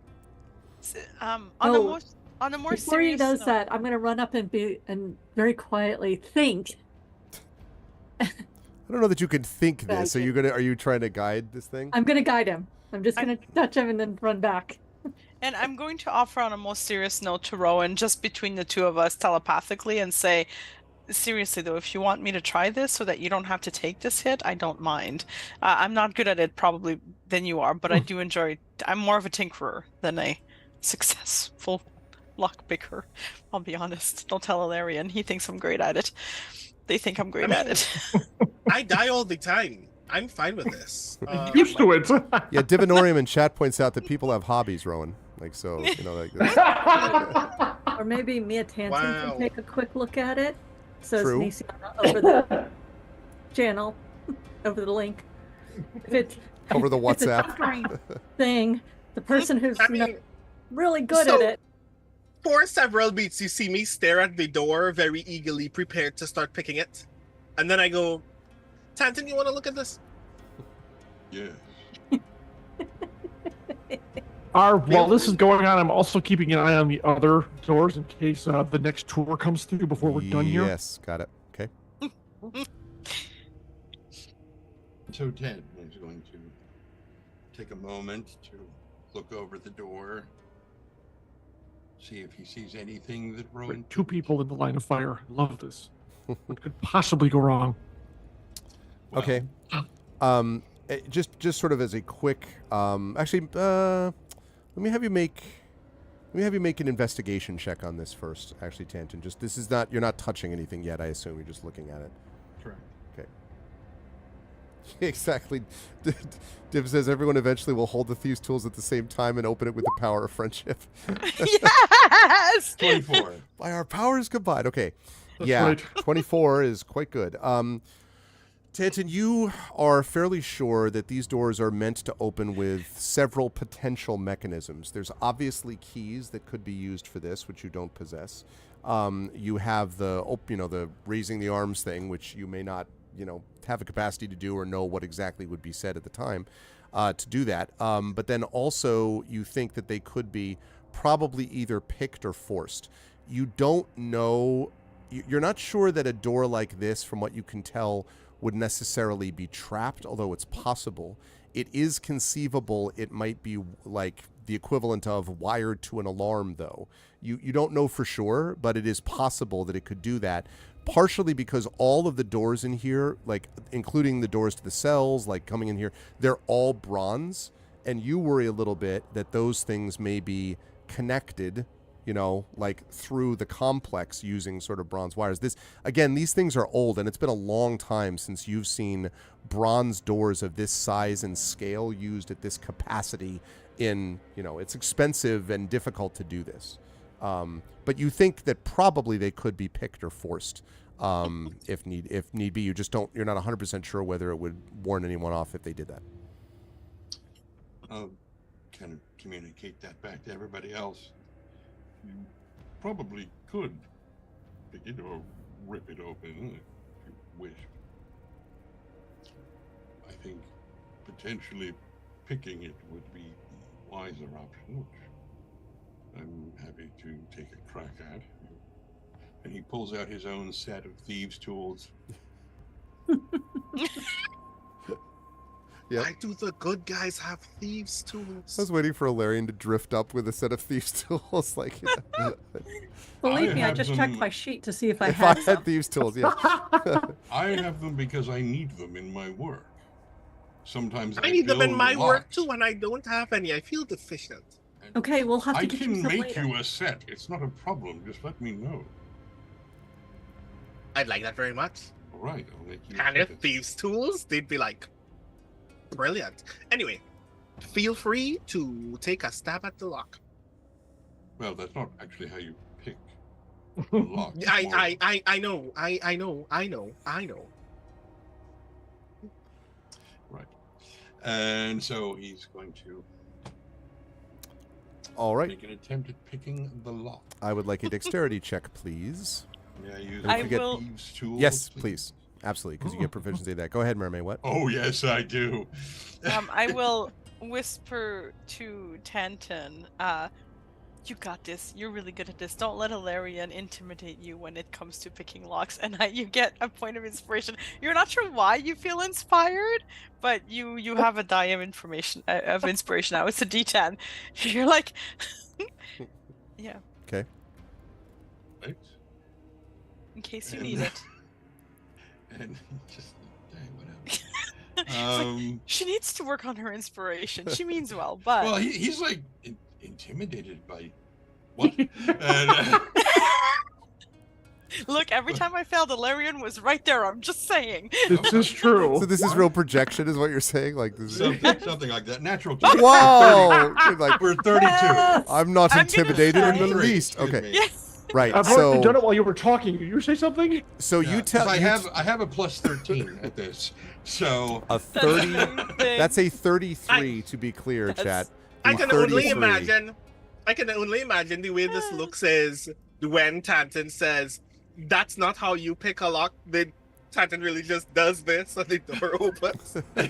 he never takes his eyes off of Rowan as he does it. He's just looking at Rowan, just One-handed. clicking No at look it. lock. Right, Real yeah. answer too. Yeah. I'm just gonna Um, put away my thieves' tools quietly. Well, actually, I'm gonna do well. Actually, picking locks actually is all about the feel of the tumblers. It's you don't generally look at it. It's, And as being, as this and being is tutored on how to pick a lock by good guys. Grand. this thing. Sometimes tinkerers need to open locks for people. It's not about theft. It's about- Sometimes their own locks they need to open when they Right. misplace their keys. Sometimes they're Exactly. not. You misplace your keys. Yeah. No. That's exactly. as has happened here. And with a barely a whisper of noise, the doors click and are open, and they do begin to open without you, Tanton. You would have to like literally stop them from opening if you wanted them to. They just like start to open on their own. So I'm just asking before I reveal the area ahead. No, what I do is basically step back and kind of nudge Rowan back so that he's front and center, as though he were the one who opened the door. Ah, okay. And I take up that position right beside him. Okay. So this lovely area is what you see. Is that more blood? Is that dry blood? Well, let's Only one way to find out. let's This place find out is not together. hygienic. Let's find out together, shall we? Guys, I didn't bring enough Purell for this place, okay? I'm straight up with you. Yeah. This large chamber is warmer than the rest of the temple. There are semicircular stairs that rise to a scarlet tiled floor, which has a pedestal with a gleaming bronze chalice atop it. And there are a series of what look like full-length mirrors that are arrayed across the hemisphere. Hold on a second. I'm going to have to... give me a second, chat. I'll have to move that over in just a second. Yeah, that's not helping. Okay, give me a second. I'll move it in a sec. A series of full-length mirrors are arrayed across the hemisphere across the rear of the sanctuary. And there are doors leading out from the chamber, the one that you're in, to the west. But there's also doors to the north and the south. And let me try to capture this better, chat. Give me 1 second whilst I do that. Center area. There we go. Move that way. Move that this way. There we are. And let's move that like that. Great. That's much better. Okay. So to be sure, again, this stage area, why does it look the way that it looks? So you're not 100% sure if you don't think that it's blood. You think that they're actually separate, like stone, some like different material stone, maybe a kind of sandstone, Rowan, that's leading to that. The thing that's odd is, at least from this distance, the bronze chalice is just gleaming, and you don't think you see blood on the outside of it. Now, you'd have to go and see if there's anything inside it, but you don't see blood there. Okay. Yeah, no, and not only is it free of bloodstains, it appears disused. You think you may even see a slight layer of dust around it. Cool. You sure Cult that loves Cult loves blood. Yet this is the one receptacle in the entire building that has no blood in or on it. By the way, when Rowan goes up the stairs to that place, and Marimay, is that where you want to be? Is right there?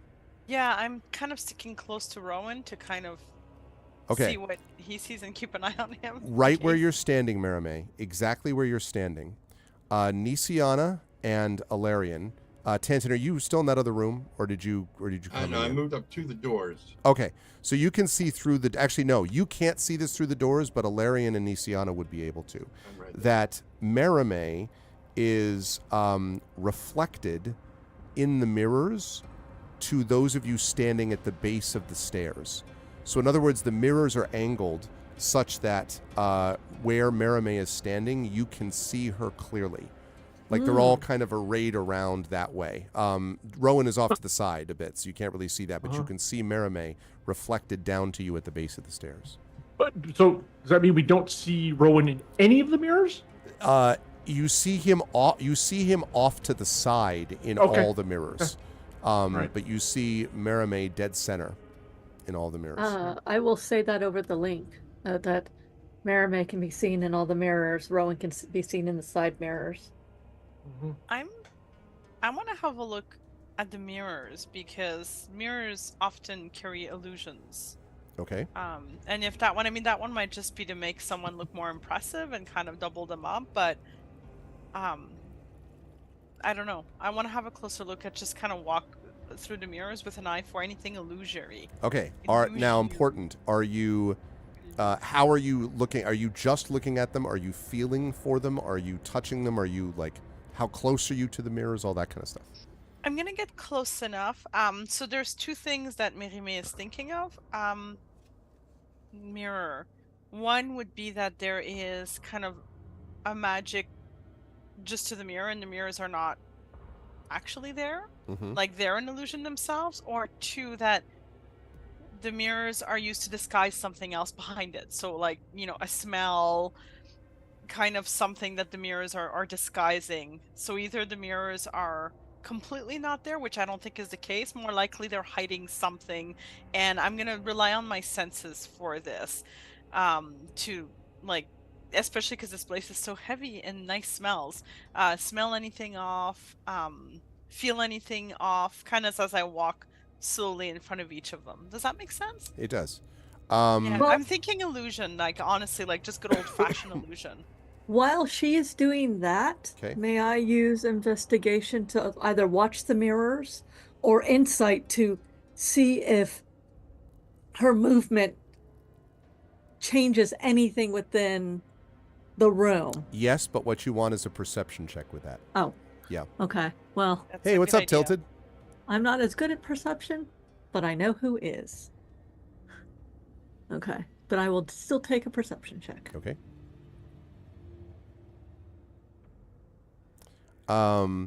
And go ahead and make for me, Merime. Let's say perception checks. Oh, thank you, Tom. Gifted another tier to one sub to Jobry. Thank you, Tom, again for the gifted sub. I appreciate it. Thanks, everybody. And welcome all of those who are here watching day 51 of D&D with Infinity Beyond. This is part 3 of My Undying Heart in Eberron, Oracle of War. And we're currently dealing with they're reflecting on their state as we speak. Yeah, that's one way of putting it, and I am reflecting badly. Okay. Or averagely. A perception. Okay, we'll come to that. Let's see how Merime does on hers. So Merime, I think this is perception, and I'm actually going to give you +3 on this based on the way you described your looking and doing stuff. Thank you. Oh, well. Oh, that worked. I'm always saying that now. Okay. So, Merime, when you get here, Okay. you feel clearly a warm draft coming from the east. Oh, so like there's a draft coming through the mirror, so there is chances are that is actually a secret door or somewhere we can cross, maybe. I will relay that to the others. Okay. I love that as you say that, Brandon is lifting his arm up and it appears through his green screen to put something in his mouth and then disappears when it goes back down. I love it. He just grabbed something from through the Yeah. So yeah, I think there is something from behind this mirror. I think it's an illusion. And that's interesting. You know you want to go through it. I do. I want to mage hand the mirror. Okay. Yeah, I'm just going to use mage hand to touch the mirror gently, to push against it. Your mage hand goes through it. And it's half, not break it, I mean, like half through, you know, it's half of it is visible on your end, half it's visible on that end. Tanton, make a perception check for me, please. Oh, that's a good boy. Perception. 6. Okay. So anyway, Rowan, your hand, like the hand goes halfway through.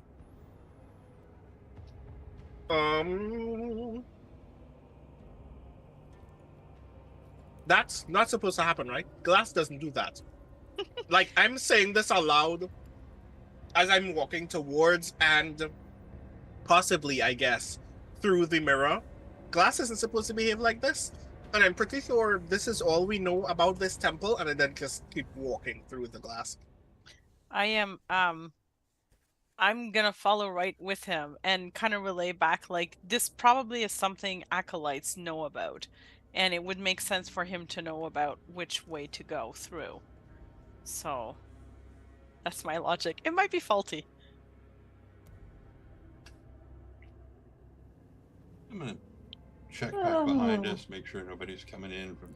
The bronze door is opening, Tanton, behind you. Let's go. Let's go, let's go, let's go. Oh, take a step in and Okay. close the doors behind me. And as you close the doors, you can hear, and in this chamber we will have, and you can hear clearly Hadriana's voice, like sort of talking as the doors close behind you. Rowan, you had put your hand through. Are you now, are you like now stepping in or Yeah. Okay. Stepping in. When you step through the mirror, You die. yeah, you die instantly now. When you step through the mirror, you find yourself on the edge of a fiery catwalk suspended above magma. And as you see this catwalk extending into and through the temple, you again hear the single dong of an alarm. Not alarm bell. Not alarm. Don't know what to be panicked. What? Single dong of the temple bell, which rang previously and echoes throughout the chamber. That's a good place for us to take our break. You are watching Day 51 of D&D with Infinity Beyond. This is Eberron, Oracle of War, Part 3 of My Undying Heart. You are watching the amazing work of Trendane Sparks, of Marie Bilodeau, of John Helfers, of Jennifer Brozek, and Brandon O'Brien.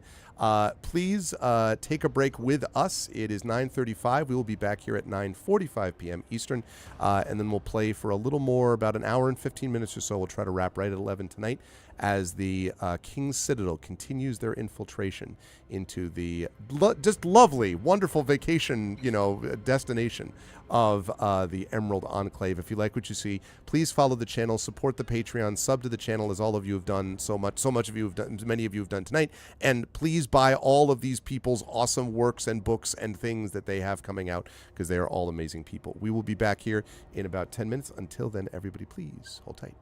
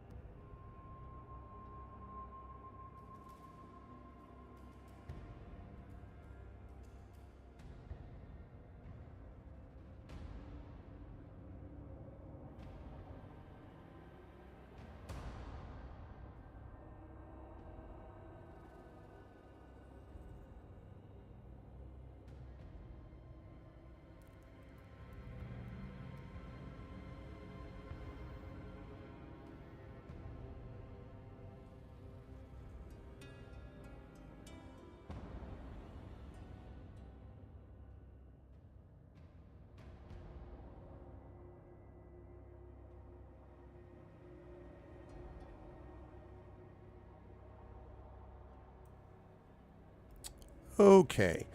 So, welcome back. Welcome back, everyone, to day 51 of D&D with Infinity and Beyond. As we are here with Eberron, Oracle of War, My Undying Heart, Part 3. As we are continuing our infiltration, the King's Citadel, into the heart of the Emerald Enclave. And in fact, I have a little bit of I have a map for you, which I wanted to tease until after the break was over. And so let me bring you over to the map. Magma! And where you are. So I mentioned... Yeah, I love magma. And you'll need to bring over tokens again. No need to do any fog of war here, because of where you are it's far sitting. too hot for fog. Yes. Well, speaking, I'm glad you brought up the question of heat, because that is definitely a concern here. Because the first thing you notice when you walk into this place is that the heat is almost overwhelming. And it is emanating from the exposed magma covering the floor of this large vaulted space. There are pillars of rock which thrust up from the floor, connected by, and you can see those pillars of rock, give me a second, right here, yep, there, and one more over here. And they are connected by these articulated metal bridges composed of lengthy planks. The bridges and pillars, which change in elevation across the chamber, zigzag around the bend and out of sight. And we're walking. I turn behind me to see if anyone's behind me and Merame. Is the link still active? So far, yes. Okay, so I'll say it looks hot and full of magma, but... So can we still see the room behind us? You cannot see the room behind you. No, you can see the curve of like the back of something, you know. But, and of course, for the others in the other room, you have completely disappeared. Cool. Grand. But I can report back what we're seeing, so you know that we haven't been teleported. Excuse me. And you haven't been dropped into magma because you'd be screaming like crazy right now. So, okay. We just get Counterpoint. We could have immediately died. Thumbs up as she slowly sinks into the. Right, exactly. Right. So yeah, Fred? I keep Friend? going. I'm sorry. Mia Tanton, come up and join us, please. Banner, step up. We're all gonna cross Go. through together. Yeah, well, you two are gonna go through first, and I'm gonna come up behind you. Okay. I'm still watching the back door, so go now. And I'll he be right there. communicates the fact that there's somebody in that room Yeah. now. I assume you kind of did that on the way. Like, yes, the next group is right up behind us, basically. Yeah. Sorry, Nisiana, I'm just moving you to resize you for a second. That's fine. Oh yeah. So That's fine. Okay. I just put me on there to get it to work. So we. Just doing the same thing. You can put yourself where you want, Tanton. I'm just like doing. I wish to remain this size. Thank you. Yep. Yeah, your as suggestion is noted. Okay, you're actually a little. I mean, smaller. as it stands right now, Illyrian's smaller than I am. I prefer the God, opposite. I've got to have a talk with Mia Tanton at some point. I just haven't got around to it yet. Wow. Just kidding. That's right. That's about right. Okay. That's the size. Yeah. Okay. And Believe my Rowan- hitbox Rowan's- is similarly small. yeah, right. Rowan's like what, 5'10". He's not super huge. Well, yeah. Yeah. Okay. There you go. All right. So now you are okay. So Wow.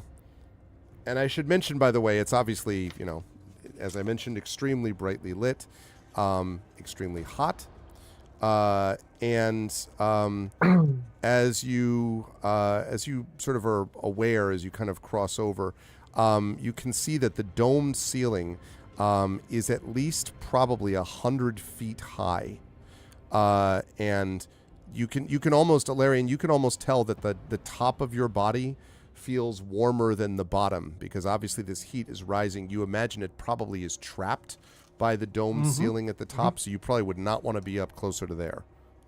It's hot enough as it is in here. So just to clarify, Arv, the gray all around us, those are walls. There's nowhere like the pathway is really the only way through the magma. No one can like jump onto here because it's a wall. It's not a. That is correct. You know, if you wanted to like try to fly, if you had some way to fly over the magma or something, but those things are walls there. Mm-hmm. Okay. So, Rowan, did we go ahead to the second? Because I'm going to ask you to stop just in case, like, because are the bridges? Do they feel solid or? This one does, although there's the from below. So because I was gonna say I am like still actively walking when you asked me to stop. I'll ask you to come back here and let me just have a look. Let's have a close look at the bridge because it seems to me, I don't know, convenient. I mean, my experience is it's precisely the moment when you take a close look at the bridge when the bridge decides it's no longer a bridge. Well, I would have done it for the first part, but it's a mimic? What? Quick. No, I love it. If I don't look at it closely to see that it's almost going to break, it'll be solid. Yep. Cartoon logic. Unless you think it's a test of faith that we must walk quickly over the flames, I would personally prefer having a look at said bridge. I mean, my test of faith is simply I don't want to be here anymore. I never wanted to be here to begin with. What did you say, but Tanton? I'm here. Oh, if it's a leap of faith, then Tanton's in trouble. I'll call back to Tanton. Tanton, can you tell if this bridge, like, I know we've already gone to a part of it, but before we go further, is this bridge safe? Like,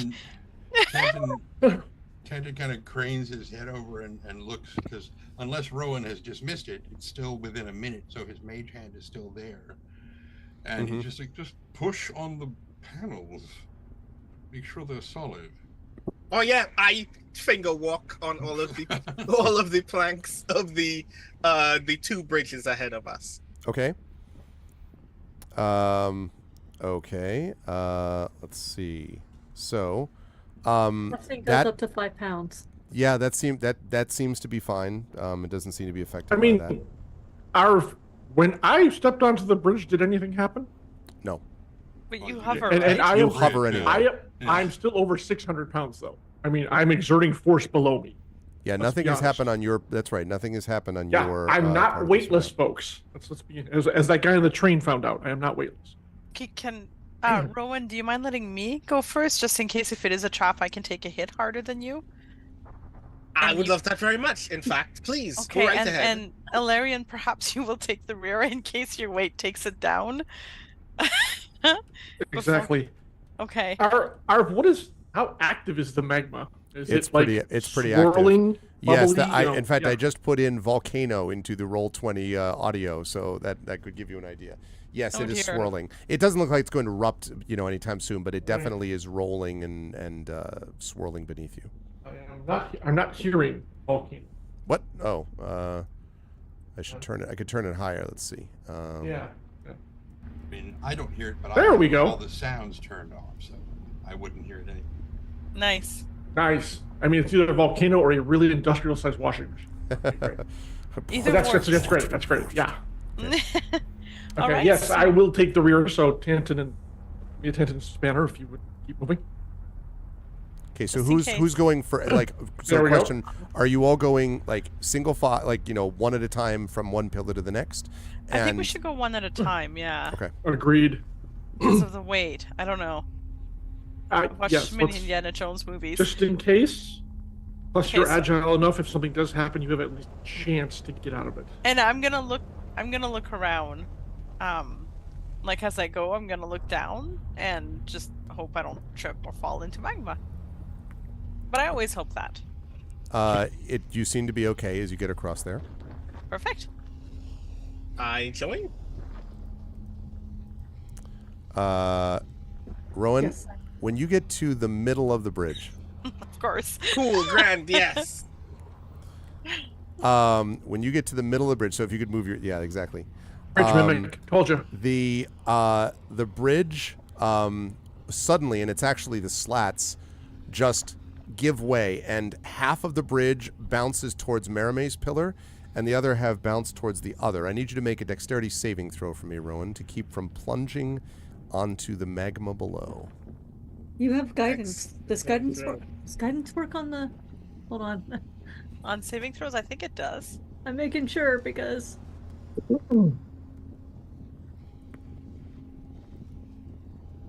ability checks.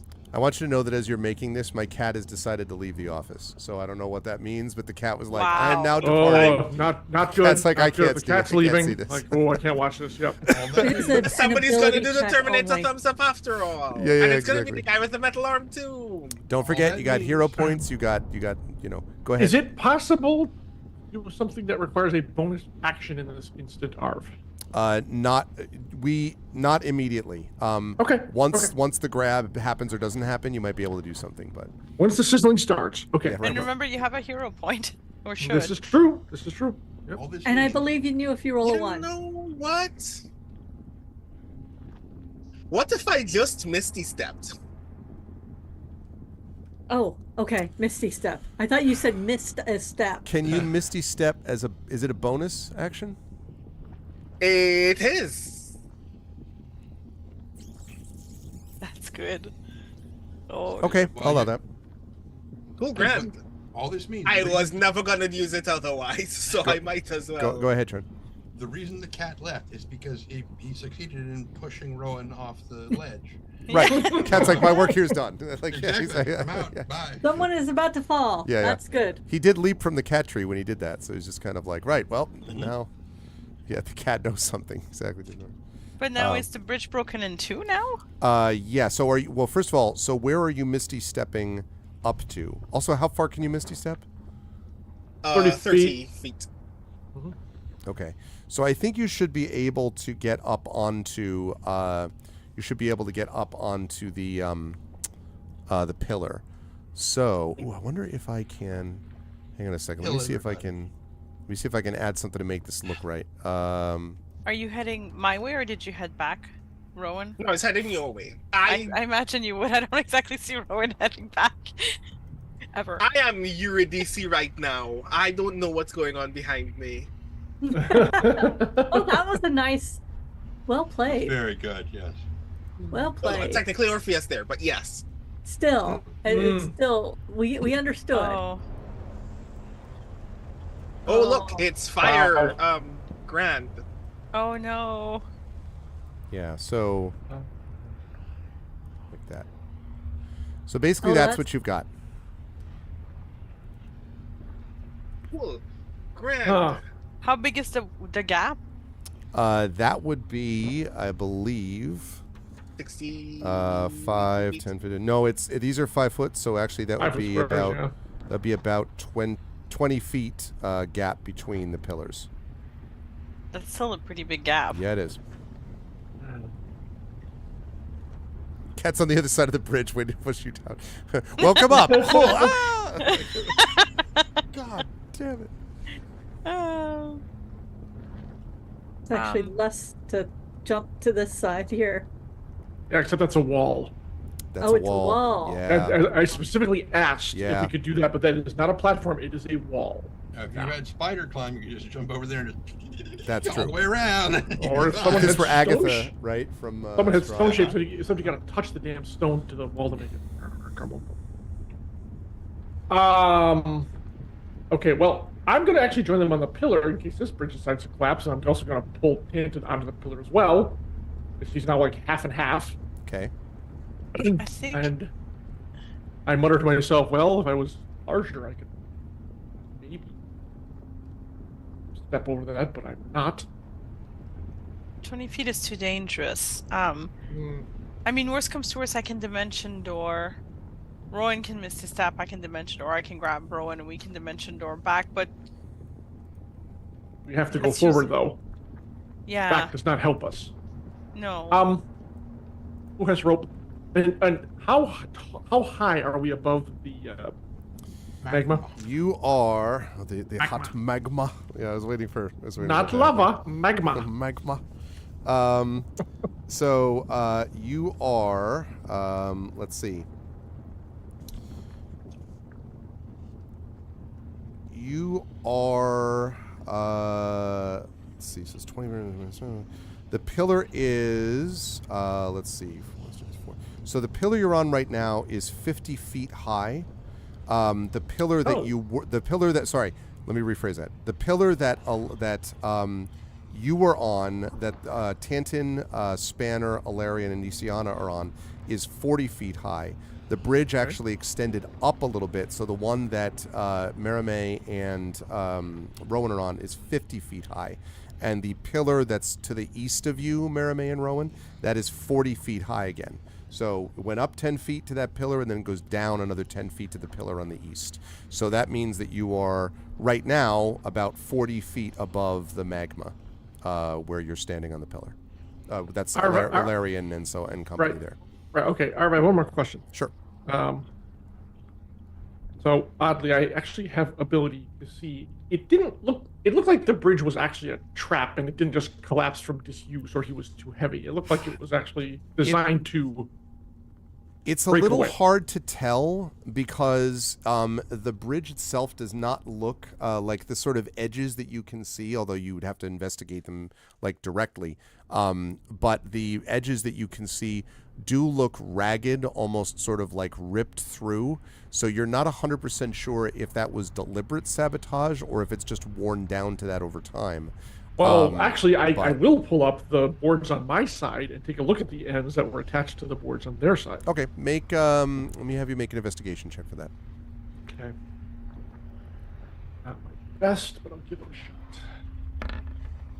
A big 9. I mean, they could have been sabotaged to do this, but it's also possible that wear and tear. I mean, you notice that the magma doesn't like... First of all, some of the magma down below is semi-solid, so it's not all like just pure, nothing but liquid. Right, it crosses over. Yeah, but there's some areas where you could imagine from the bubbling, if this were to erupt or to, like it could splash up, and if it hit the bottom of this bridge, I mean, it could have like worn it away over time. This is an ancient complex, so. Right. Tantin. Hey, Tantin. Yeah. What is the range of your mend spell? That cantrip you do all the time. To repair things? Mm-hmm. I have to touch them. Oh, that ain't gonna work. It works perfectly well. What are you talking about? Well, if we were able to somehow attach the two ropes to each other, you could use mend without going out there to touch them. You could actually re-knit the rope together, but that doesn't seem like that's going to be possible unless you can levitate. I can mend. It's possible that we could do a mending from either side of the bridge. Yes, the problem I have is getting to meet in the middle. I know. Since you need to touch the two things that you want mended together. And this is pretty heavy. I mean, this is not light, right? Our mage hand will not be able to carry this. No. That's what I thought. 20 feet, you say? So we have to cover 10 feet on either side. The best I have is a javelin. Me and Tantin set Spanner to guard. Be looking at the illusion in case someone comes in. We do have to keep moving, so we got to get away across here. But... Can I make sure that this isn't an illusion of the bridge breaking? Can I? Sure. Well, I mean, Rowan definitely was falling before Rowan Misty stepped up. So never mind. And I picked up the boards, and they seem pretty real to me. That's true. I mean, yes. I grab, and I dropped them and clatter, and this, that, and the other. That is true. Okay. Okay. Well, I mean, so does anyone have actually rope with them in our group? I do. Okay. How much do you have? You attended. 50 feet. Okay, good. Well, then this won't be that hard. And then, so may I have it? Yes. Okay. I tie a big weighted knot in one end, just Franny knotting it all over the place. Catch! And getting enough out to not you. So then I stand off to the side here, like right over here, so I can whirl it off the side of the pillar, and then when it's got enough momentum, I will toss it over to those guys. Let me have you and make one of them should catch it. A strength check, and one of the two of them will make a dexterity check for me, please. If you want to do athletics on this, I'll take that, Alarian, and I'll take an acrobatics from the other crew, depending on which one of the two wants to try to catch. I'll do athletics. Why not? I can do acrobatics to cash Rowan unless you want to. I'm just assuming I'm more dexterous than you are. You feel free. You are, in fact, a great deal more dexterous than I am. Okay, I will hopefully. Oh, just not Okay. feeling it very much right now. That is just enough phew. to catch it. So you kind of like grab it. I almost fall. Oh God! Yeah, you're like go plummeting into the but you do manage to catch it. Yes. Okay, Now I have. secure that end really tightly over there. I am going to secure the end very tightly, and this is not like when I pick locks in front of Valerian. I am actually quite good at this. Okay. All right, and I I will. love that the GM didn't ask you to roll to prove that. No, I believe that that's probably true. He said. It was said with a lot of belief. So, All right, okay. and actually, Valerian will wrap the other end around themselves, and they will be the anchor for this end. Yeah, but how are you going to get by? Get there, Nisiana asks. I have a plan. Yes, but what is that plan? It involves all of you getting over first. How do we get? So- Grant, that We've part of the just plan, stretched they the- already... we've they're Stretch already the rope surmised. over, you're going to start climbing. You're going to start handing it over the rope. Hold tight. And by handing, you should never actually do that. You should actually lay yourself out flat, pull yourself, and have an ankle hooked so that you're balanced. Right. I learned that from the Tintin comic Prisoners of the Sun. I learned that in boot camp. Oh yeah. That sucked. Yours was much more authentic than mine. Well, it still sucked. As the Can't be smallest, the one thing she says is, "What about Spanner? Are you going to carry him on your back?" Yes. I look at Mia Tantan. Is that possible? Of course it's possible. How much does Right Spanner now. weigh, by the way? Oh boy. I was waiting for Spanner to just turn into a bridge. like I know. If only. I was thinking about it. I was like, it's possible. Is it possible Is right now? Spanner 20 foot long? Hoof to hoof. He is Spanner. He's spanning. I mean, it's all, Spanner like Spanner a is wrench, actually a type of not like a bridge. spannering the bridge. Nope. He would probably be about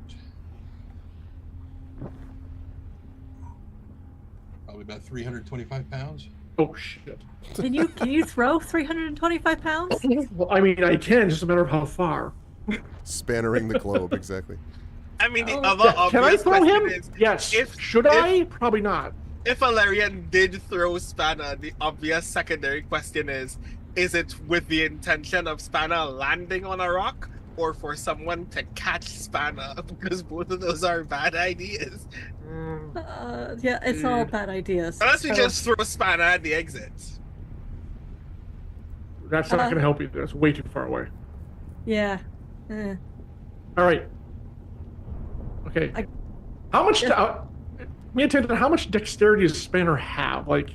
It moves like a dog can. Can it lock limbs in place and stuff like that? I mean, yeah, and he can, shut down any of his motors, or arcane, actuators. Yeah. All right, He can I've got he the can idea. lock up Actually, completely solid. this will be a good test run to see if I can actually do what I want to do. So you two go ahead. We're going to do Spanner next. I will come last. Okay? So, just out of He's going curiosity, to take some scuff marks, by the way, on this, but it should work. GM, Yeah. what is the roll that we're going to have to use to shimmy across this rope?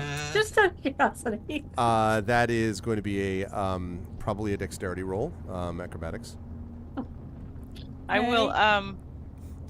I believe in you, Nisiana. You have this, and you get a D10 of inspiration, and 10 years is still active, I assume. So you each have 1 die of Okay. inspiration.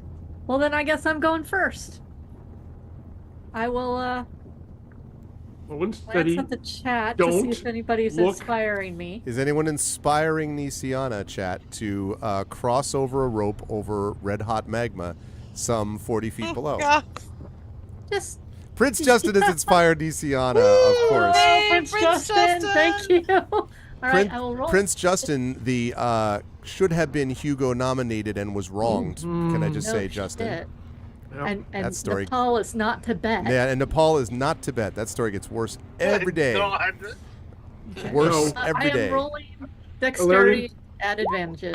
Alarian tells you to just move steady, stay focused on your sister, don't look down. Thank you very much for that, Prince Justin. And Wait, Why so- did it give me an... Oh, 19. 19, Okay. right? Yes. Yes, you were able to cross over without too much difficulty, actually, Nisiana. You, as you go across, you can feel the heat on your back, just sort of coming from below. The rope sways a little bit back and forth, and you hear the creaking of the rope several times. But you are able to make across. Yeah, no, I'm with you, Zed. We're trying to be escapists. I'm with you, but Yep, you're right. we you're have right. we all for various reasons have rage at this ridiculous system. Anyway, but Prince Justin was wrong, Oh, and so is and everyone else in that before situation. before I go, I look at Alarian and I'm like, whatever crazy thing you're going to do, we got this. And I guidance you. You get a D4 on top. Okay. You? So you make your way across, Nisiana. Okay, and you pull yourself up on the other side. All right, Mia Tanton, you're next. Same. You said acrobatics. Dexterity. Or acrobatics, yep. Acrobatics, yep. It's not going to make much difference. So here we go. Natural 20. Wow.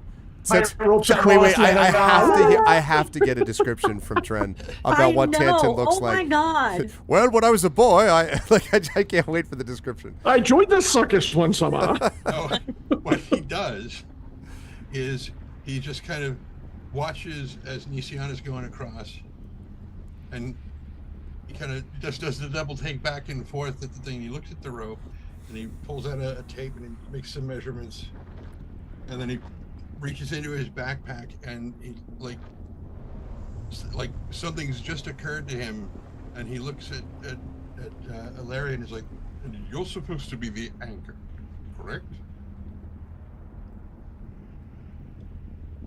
And he looks down where the feet are not touching the ground, and he's just like, Yeah, when Nisiana went over, they did not budge an inch. And so what he does is he reaches into his backpack and he pulls out a pulley and hooks it over the thing and just zing across the other side. Okay, that's awesome. Yeah. Is it self-propelled? Because you're moving up 10 feet, by the way. That He is gets true. a good running start.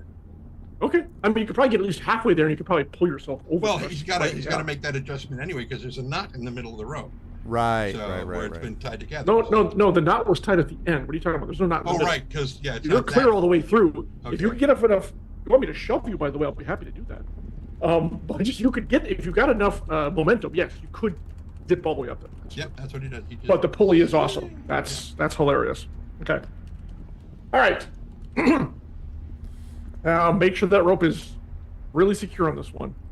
And Okay. okay, and then So- I unwind the 30 feet or so that I have, and I harness Spanner Okay. really securely into it, like he's Well, webbed. Before you do that, just to confirm that Tanton does make it over, no problem. Just be clear. Oh, Sort yeah. of zips over and lands on the other side. I was thinking about like Jedi Fallen Order and Survivor both have that, like where you have the reverse you're going up there. Anyone who's watched will know what I'm talking about. Okay, although you don't have. All right, a man, Tanton, BB-8. move your butt off the column and over to the other side. So yeah, now Tanton is on. Break on through Right. to the other side. Yes. Okay, and that leaves Okay. Spanner and Alarian. Yeah, so I take some time to envelop good old Spanner in like a harness of rope, so he's securely tied to the end. Okay. And then I How do pick him up, noisy. and yes, he is heavy. Yeah, he is. Okay, and that rope needs to be as secure as you can possibly make it. And I pat his head. I'm sorry about this. And then with that, I hold him out and let him go, so he will fulcrum. And yes, he'll smack into the side of the pillar, but he'll be over near the side, and then between the four of them, they should be able to pull him up. Right, so that's why you figured out the 20 feet. Okay, so yeah, so Uh-huh. he slams into the side of the pillar. I think he's going to take, let's see. I'm gonna Probably a roll. little bit of damage there. Yeah, he will. So he's going to take 4 points of bludgeoning damage as he slams into the pillar. And all of the 4 of you on the pillar kind of feel the thing rock.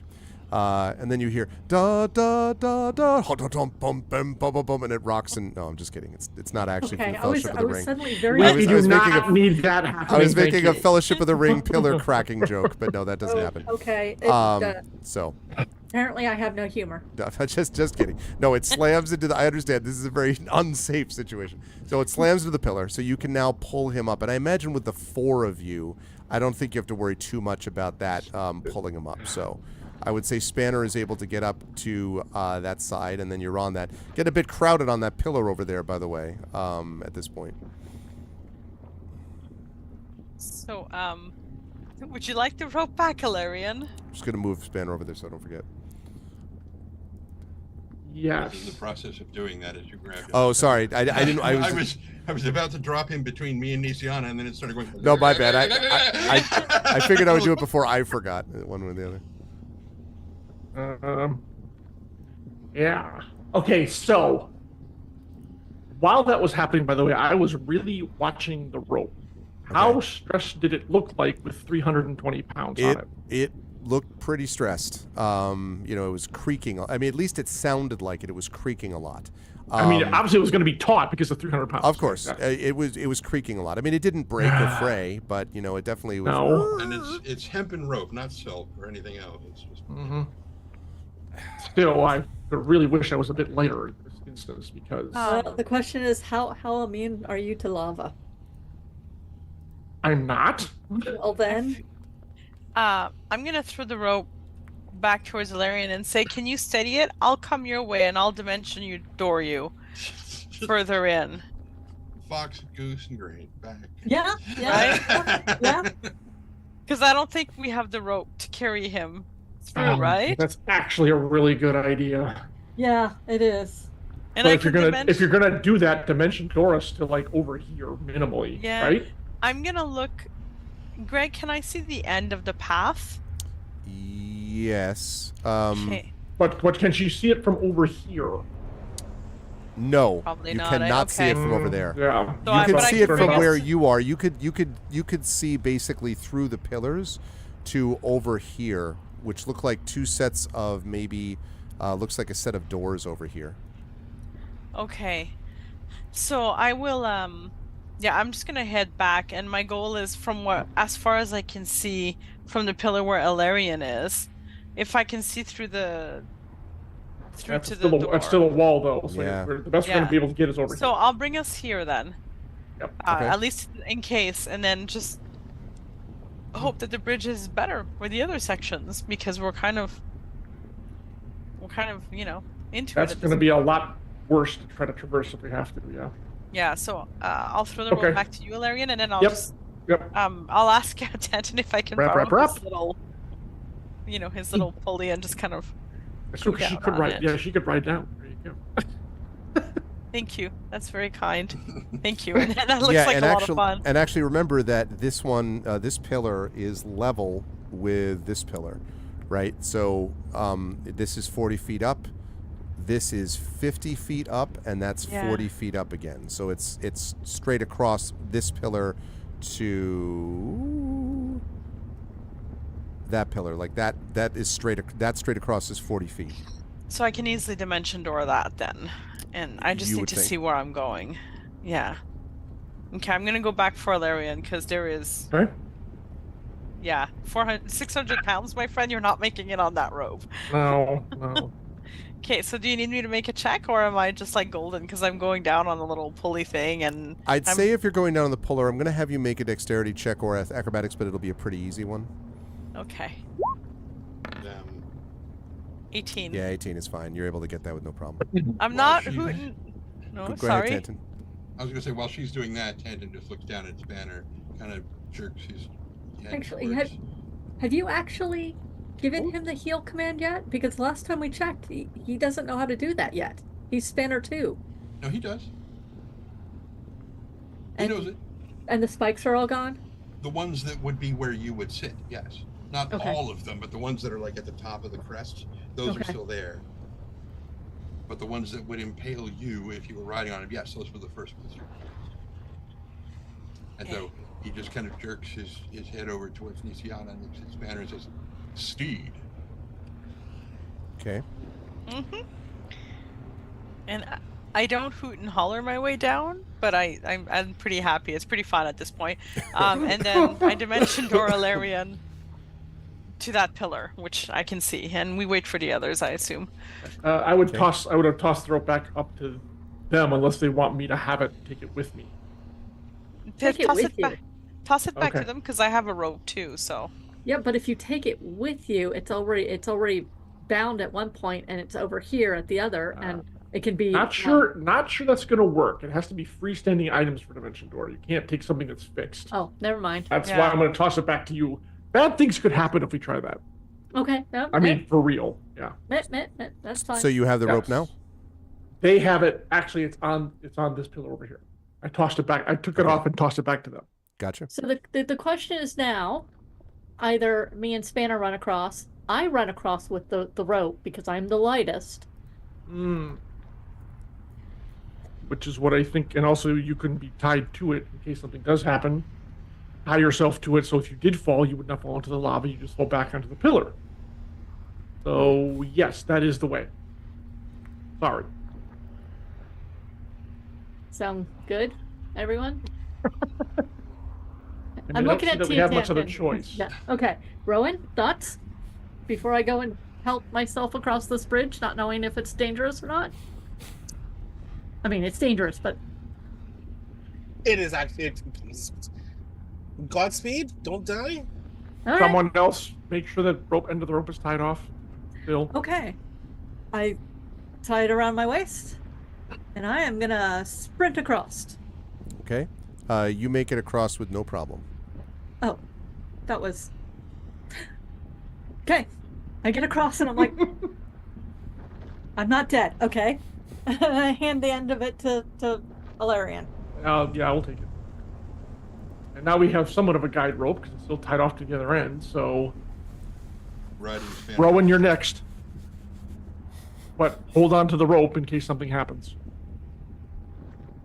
Were you riding Spanner across the bridge? No, No, she just went herself. Okay. because I'm the lightest by myself. Just Uh huh. We can tie something around Spanner's neck and have him run, and if he breaks it, we can pull him out of the lava at the end. I tie the rope to my body like a sash, and I run across the bridge. No. Before you do that, stop. Leave it tied there. I'm holding it so it's a guide rope. Hold on to it as you cross the bridge. In case the bridge collapses, you will hold on to the rope. But don't tie it to yourself. That puts the rope on our side and leaves Mia Tantan over there with no rope. Just tie it off and It's a use it banister. as a guide rope. Yeah, yes, exactly. Okay, that Yep. makes a great deal more sense. Can you tell I just don't want to be here anymore? I don't want to be here anymore. I don't want to be here to begin with, but we have to be here, so there's no use. Okay, yes, I'm doing the thing, but I can do it. And I tie off the rope. And I cross the bridge. Still very quickly, but I do cross the bridge. You make it over without a difficulty either. Okay. So the rope now, Mia Tantan needs to put the rope around Spanner, right? Correct, because 320 pounds should be enough to keep him upright. Mia Tantan doesn't weigh. Yeah, that should be fine. He's only 260 pounds. He's not as heavy as Spanner. Right. Yeah. Okay. So yes, tie it securely around the spanner, and you're up. Yeah, Thordax wondering why you don't have a Spanner balloon. Like an Inspector Gadget deal, you know, like. You know, that's true. That's true. Well, if he would just put the blades in Spanner's head, Spanner yeah. chopper, I mean, Spanner copter. I could make kind of a Spanner dirigible, but where are we going to get any kind of superheated air? And Mm-hmm. yes, this entire chamber's full of it, isn't it? But then who isn't? So, yeah. But So yeah, Tantan just sort of, it's like he's looking at because these square things here in here. These are part of the little arches Yep. at the end of each thing. Mm-hmm. So Spanner, Tanta kind of looks at the thing and is like thinking to himself, why didn't we just tie it off to this? And whatever. And so he just holds it out to Spanner, who just bites down on it. And Well, then just, The reason is if Spanner falls, we can pull him out of the lava. I can make another one. It's fine. He does. He fine. Yes, you're right. He ties it up to. He secures Spanner in the. Wait. How wide is this? It is about 10 feet wide. No. I mean, how long? Long. Oh, I'm sorry. Long, buddy. From the pillar where you are to where you're going, it is about 40 feet.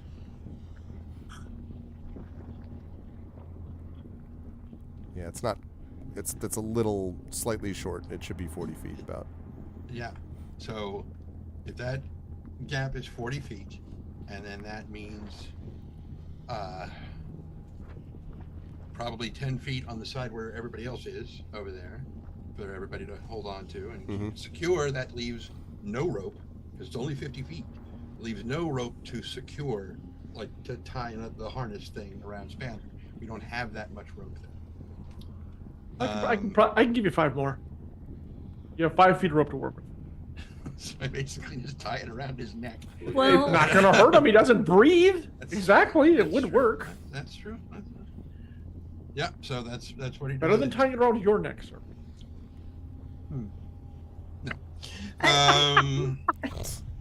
And so yeah, ties it around Spanner's neck and Okay. Oh, goes ahead and starts making his way across the bridge, kind of holding onto the. okay. Good. And sorry, with Spanner waiting still, Yeah. like Yeah, that's what I thought. Spanner is He's the anchor. he's at the other anchor, end. right? Yeah. So yeah, Yep. you're able to make it over with no problem, Tanton. Whee! Okay. Excuse me. Sorry. Pardon me. Actually, Rowan, you and I need to trade places on this pillar. Move yourself over to the corner. If you say so. Yep. All right. So I will be pulling the rope in as Spanner goes across the bridge. Okay. All right. And when you're ready, I Smart. will be attention to give the command. Does so. Okay. And Spanner makes his... begins jumping across the bridge. doing. Yeah, no. Spanner makes his way across, and despite the occasional, sort of below the slight movement or rumbling or slight little spout of, lava coming from the magma, Spanner makes it across without difficulty either. And how does this bridge hold up to his weight? It does not seem to be like it bows slightly or bows slightly below, below the weight, but not by much. But sturdy. honestly. Sturdy. Yeah. Yeah. All right. Okay. Right. And so now you were on that pillar. Yeah. And Chad, Yeah, I the will move this longest one, thank you. Mm-hmm. These are true facts. Larian glances at Maramay and can only take one person at a time with your dimension door, right? Unfortunately. Very unfortunately. maybe you should take a Larian or Spanner. No, Larian. Well, let's see if we need to first. I mean, keep in mind, I was able to walk across this bridge without any problem. It was only this one that was difficulty, and this Yeah. one looked actually fairly stable too. So let's not blow our magic until we have to. Okay. Mia Tanton, can you, now that we've seen the break on the one bridge, can you see if you can spot any, maybe it's asking for a lot, but any weaknesses on this bridge? That Certainly check it. I will have to get close enough to make an inspection, which means I will have to be out on the bridge. There is an easier way. I hate to suggest it, but it's true. And that is that we send Spanner out first. True. we can tie a rope around him and pull There him is back. a rope tied around. There you go. True, there is one. All right, that sounds like a good Mhm. plan.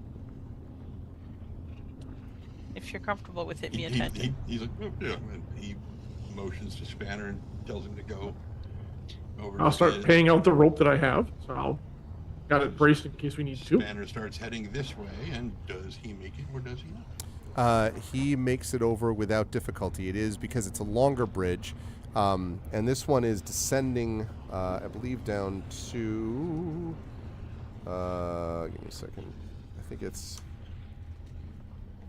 I said that one is 30 feet, but let me check. Yeah, that's 30 feet tall. So this is he's descending basically from the pillar where you are down to that one, so again, sort of sinks slightly below his weight, but not really anything problematic. And once it gets to the other side, he turns around and plants his feet and just anchors up. I can go next. Mm-hmm. We just go lightest to heaviest at this point. Okay. Okay. I will head down. Okay. You have no difficulty doing that, Nisiana, holding on to the rope as the banister. Nope. I pat Spanner on the head and say, "Good boy." And then I wait. Maybe the rest of you should go first, and if it looks like it's buckling too much, I can get Ilarion across, and I'll cross before Ilarion. Works for me. And I cross the bridge. Also, no difficulty, Rowan.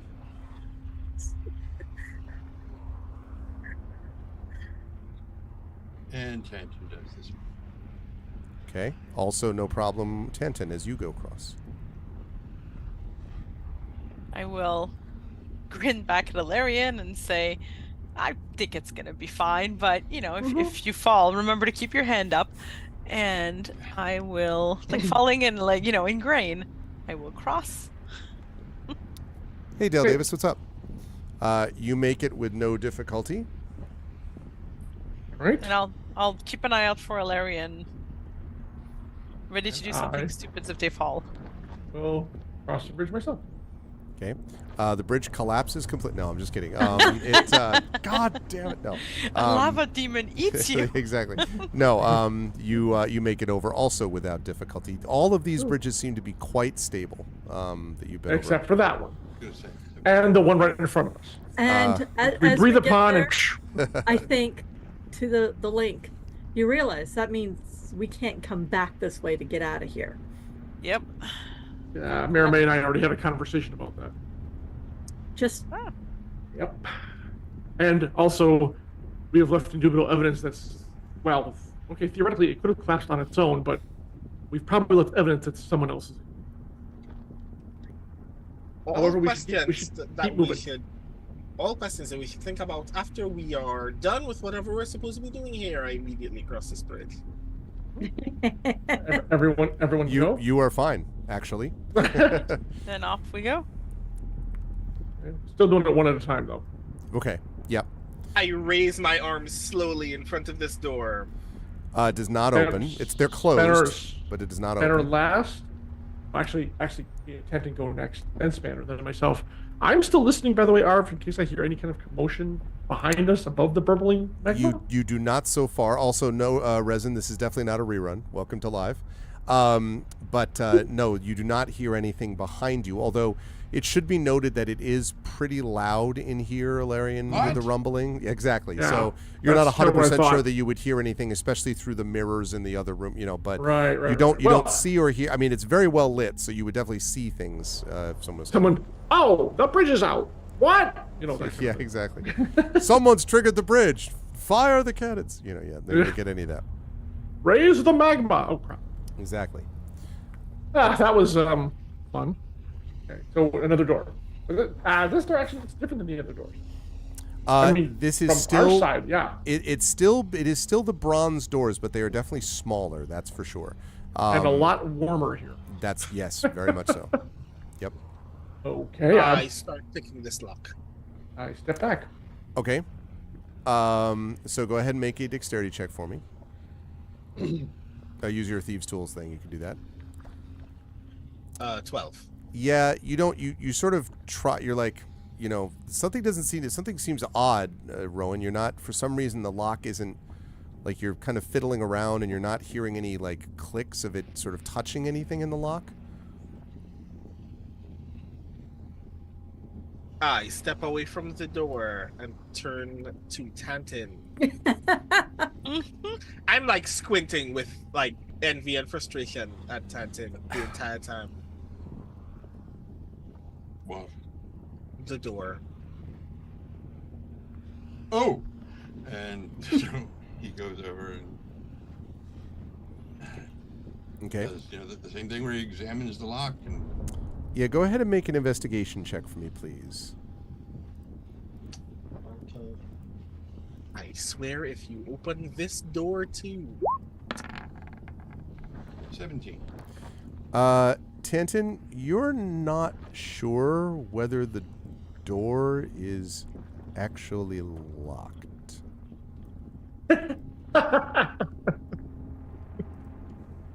Is there a handle on it? There is. Okay.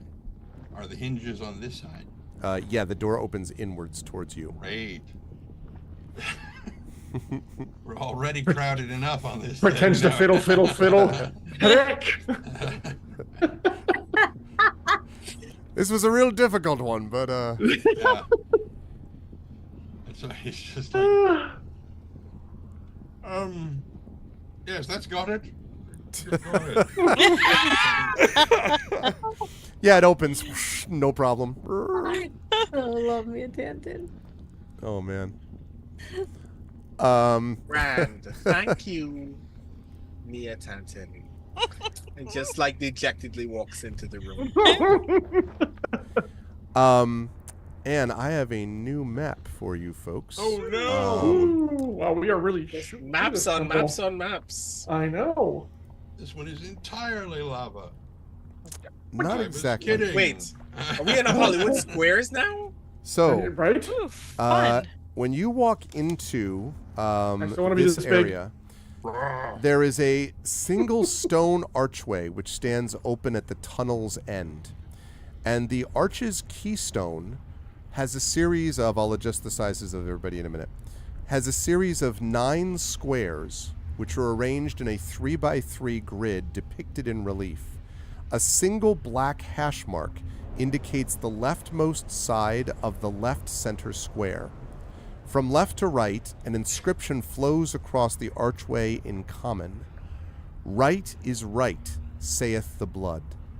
Up to the heath is only right, but down the hoe, the scythe, the plow, down the seeds of blood right red. So I'll say that again. So, right is right, saith the blood. Up to the heath is only right, but down the hoe, the scythe, the plow, down the seeds of blood right red. So we have to go right, right, up, right, down, down, right. A, B, A, B. If select start.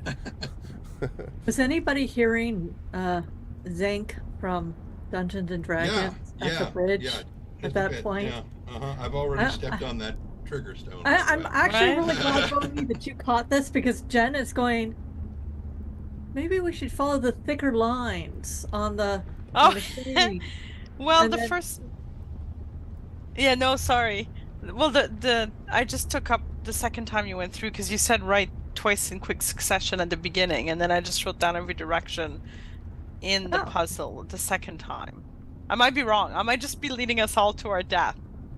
However, No, I love because you're escape going rooms. first. So, Who you know. thought this was a good idea to have this kind of thing Well, in a well, temple? now, bear in mind, this is printed on across the arc, so it's not like some magic mouth has just said this to you, and you either scribble it down as fast as you can, and that's your only chance. Yeah. You can read it. Did they say So- seas of blood or seeds of blood? Like, what was it? Right. And all the I- directions are underlined, so it's. Yeah. But it might be Okay. some. Yeah.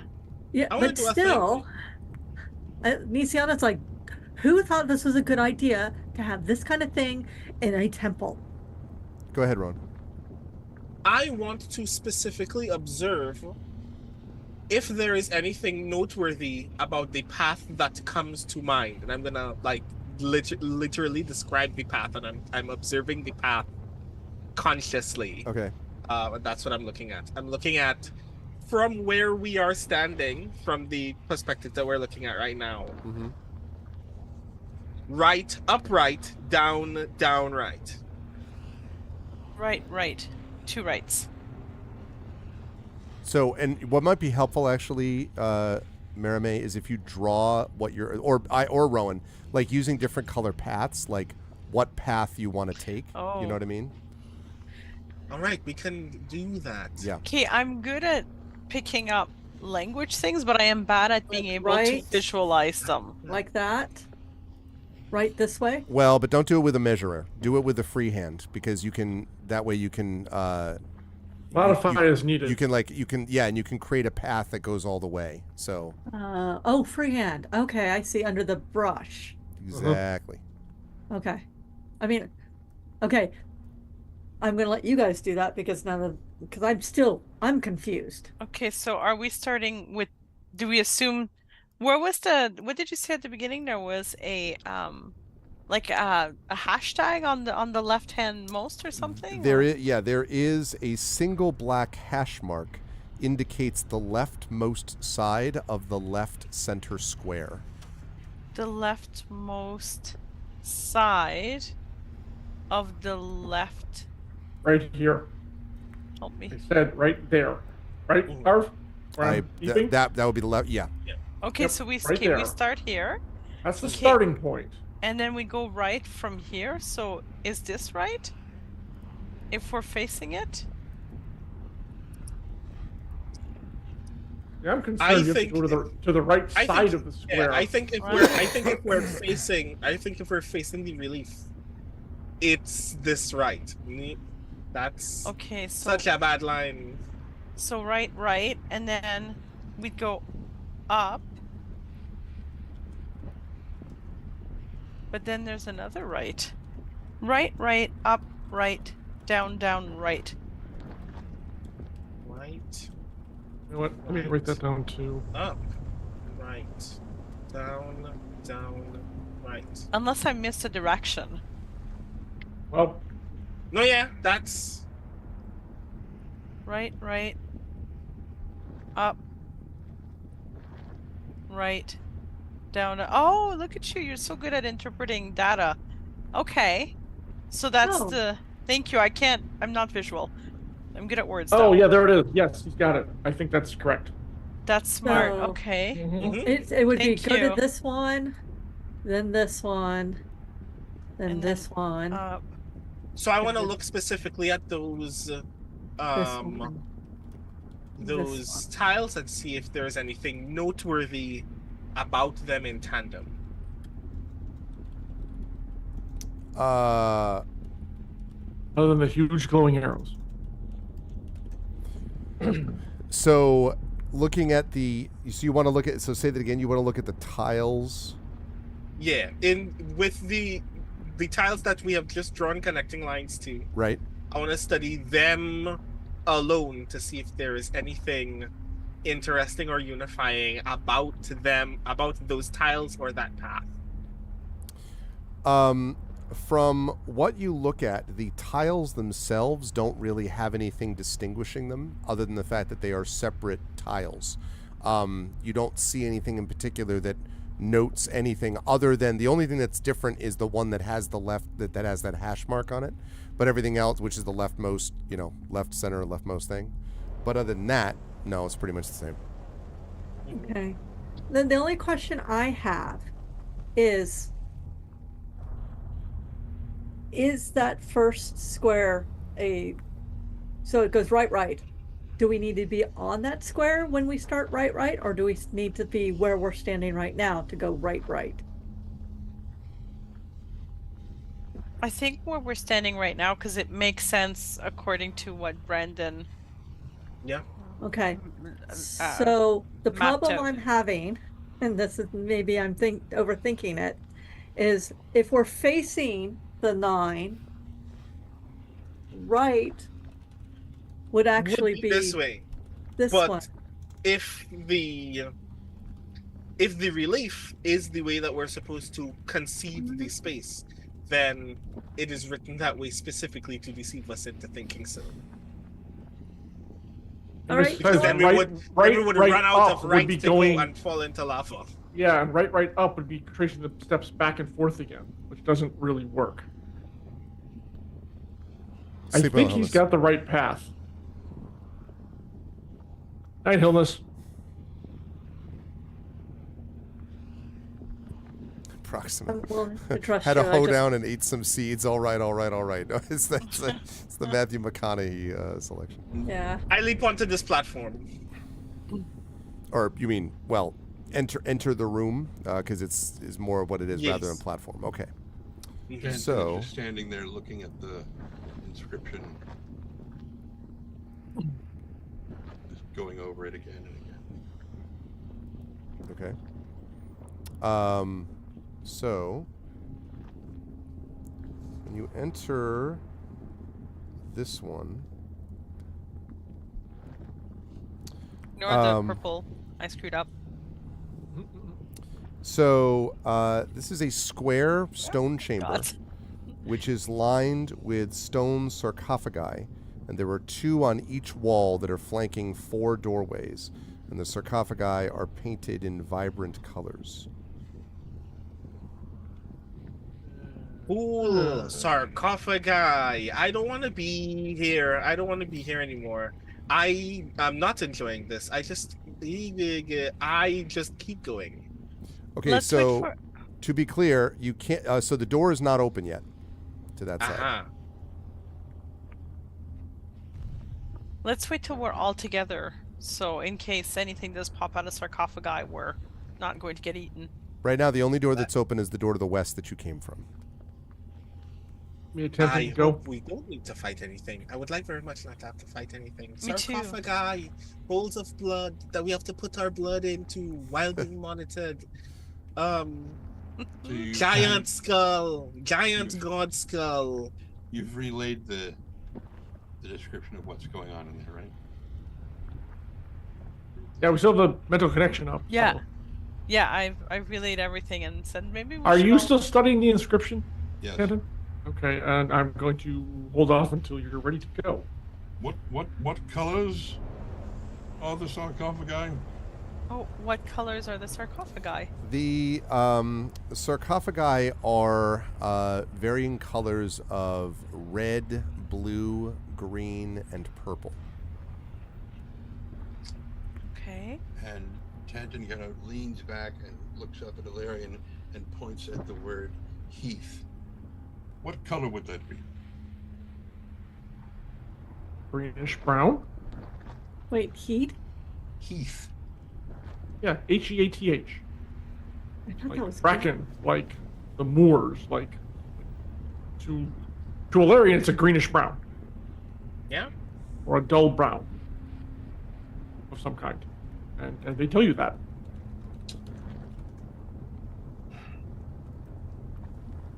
I don't think the directions are the sole bit of instruction here. I think that these colors are relevant to our path as well. Oh, Heath is a red color. Grand, we have to think about Sorry, it all, do we? Jen is trying to figure out what the hell words mean right now.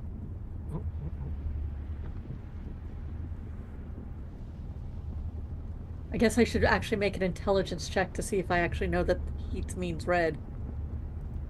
Yeah, I always think it means green too. I don't even know what Heath is. All right, I've may never I heard make the an word. intelligence check to figure out if I know what Heath means? For me, Heath is always synonymous with heather, and heather being generally very green. Right, I Well, know it that. comes from the swamp, but there are colors that are named Heath that are red. Right. Which is not certain if that is true in this world. So I'm going to make an intelligence check, yes? Okay. To determine what What again? Heath actually means. Oh, okay. If it's green or if it's red. Okay. Can I figure that out? Sorry, it's not. Well, 19. That's That seems good. pretty good. as far as you know, when you've seen Heath, it has been kind of a brownish reddish color, maybe like Dried blood. yeah, Blood, yeah. I'm like, exactly. okay. Why is that? I don't know why that would come to mind. That was exactly. So that's what Nisiana says. Heath. Dried blood. Brownish red. And then I look at the brownish red coffin. Sarcophagi. What direction is that in this room? I have now put where all of the different relevant colors are on the map on each of the sarcophagi. So we've got green, red, purple. So If we were writing from the heath, Want us to we look would at go this way. I still And think like I'm the staring at that door. I think the original directions are still correct. I think we maybe can we open the next door? Right maybe now, we there's. need to, Oh, sorry. I'm sorry. Go ahead. so I was gonna like say- right now maybe we need to like play with opening some sarcophagi to get the door to open. I don't know. Have you tried opening the door? Is it does the challenge turn to Rowan? Rowan, does the door open or I try opening this door, it doesn't open. Does not open. okay. I try opening this door. Also not open. I think like we're taking the clues from the same puzzle. So I think we should keep maybe some of the clues in, but I feel we should go right still. Like your original map that you laid out. Assuming that when we solve what's in here, that door is the one that actually opens. There's no guarantee it will. No, I close my eyes and open the sarcophagus. Okay. I need you to make a strength check. This is a heavy stone sarcophagus. Strength? I don't have a lot of that. Or athletics. I'll take that. Just roll with the upper half. You'll be fine. Yeah.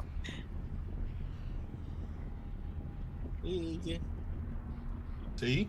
Oh, there you 19. go. 19, No. which is a No. critical success. That was a natural 20. A natural 20. Yep. Well, yes, it So was. you're like, and yeah, you May lift have- it.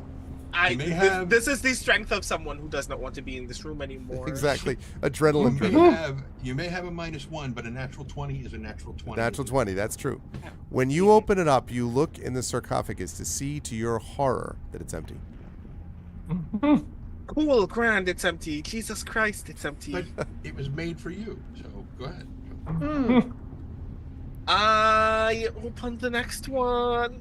Which is what? The other red one? The other red one. Okay. All right. I need again that strength check.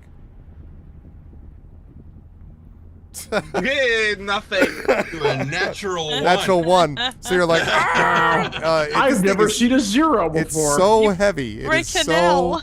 so heavy. You've never seen the heaviness. actually, if it's a This natural possesses. one, Nisiana believes in you. Uh-huh. Oh God. Oh, that's true. Okay. Otherwise, you were going to critically fail so bad you accidentally cast Fireball. Did you note, by the way, that he critically failed on one and critically succeeded on the other end of that advantage disadvantage? Yeah. Like that's Yeah. that's There it is. I just need that to happen again in reverse. yeah. It doesn't. 14. It defies you. Cool, Hilarious. grand. Cool, grand. He is going to rupture something. I don't want to be here anymore. Possibly. I don't want to be here anymore. Have you committed this to memory so we can move on? I'd like to have everyone inside the room before. Danton has. I haven't.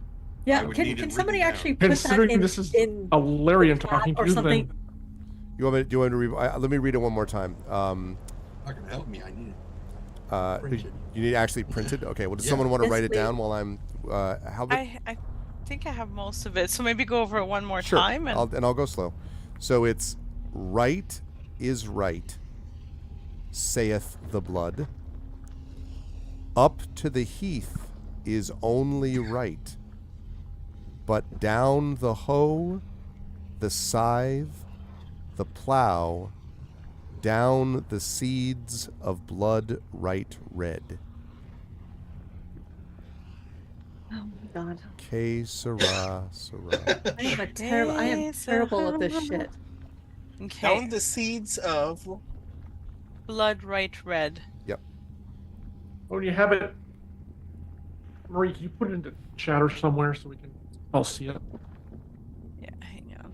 Yeah, because see, what I'm saying is the first part of the heath is only right, as in it is the right way to Oh, there go, we go. but you have to actually, but down the hoe, the scythe, the plow, down the seeds of blood, right red.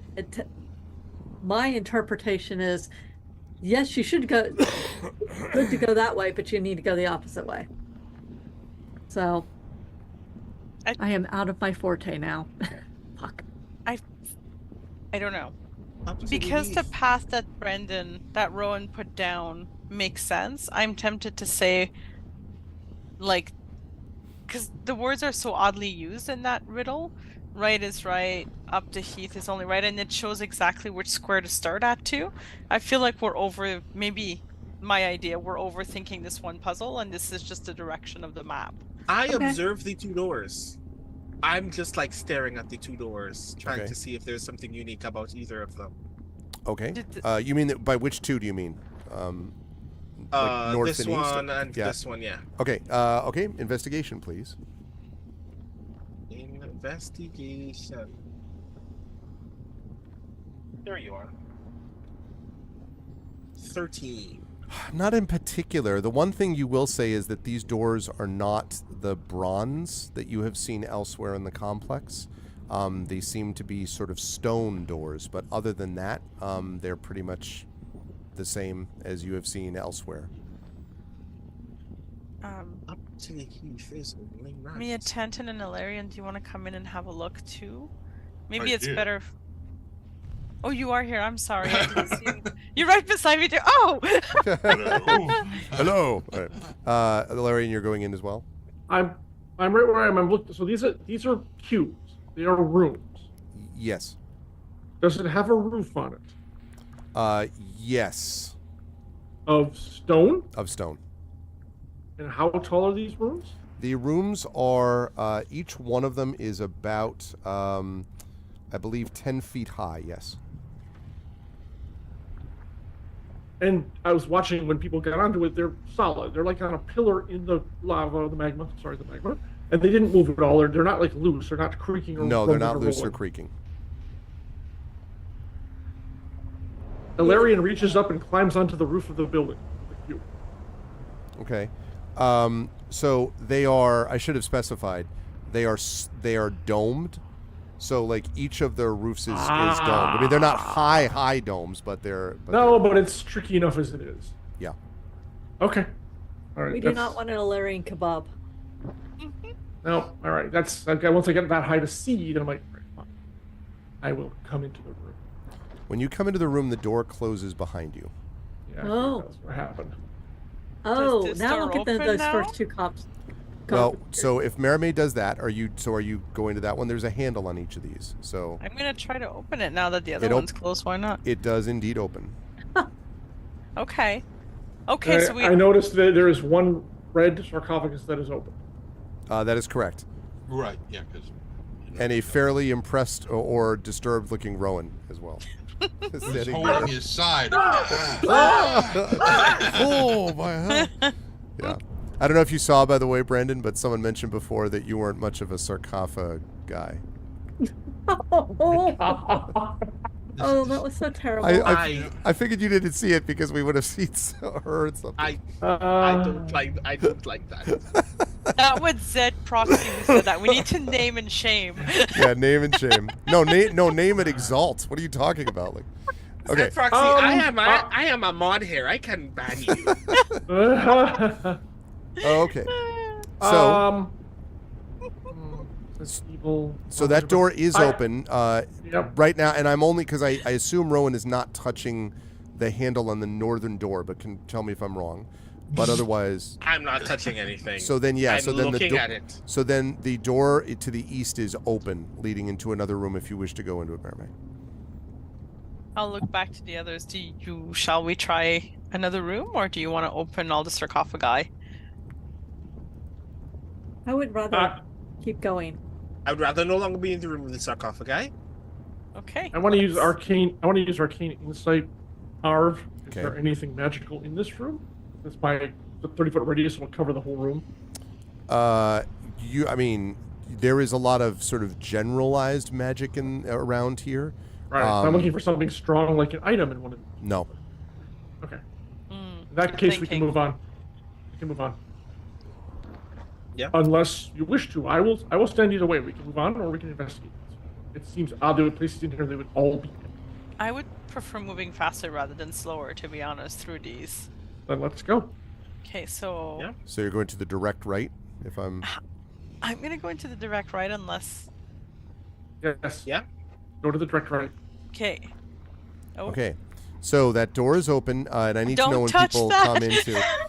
Right. I was going to say, because there is an elaborate metal pedestal in this room, which has been made to look like a large gnarled tree, and it's holding a transparent glass sphere at its peak.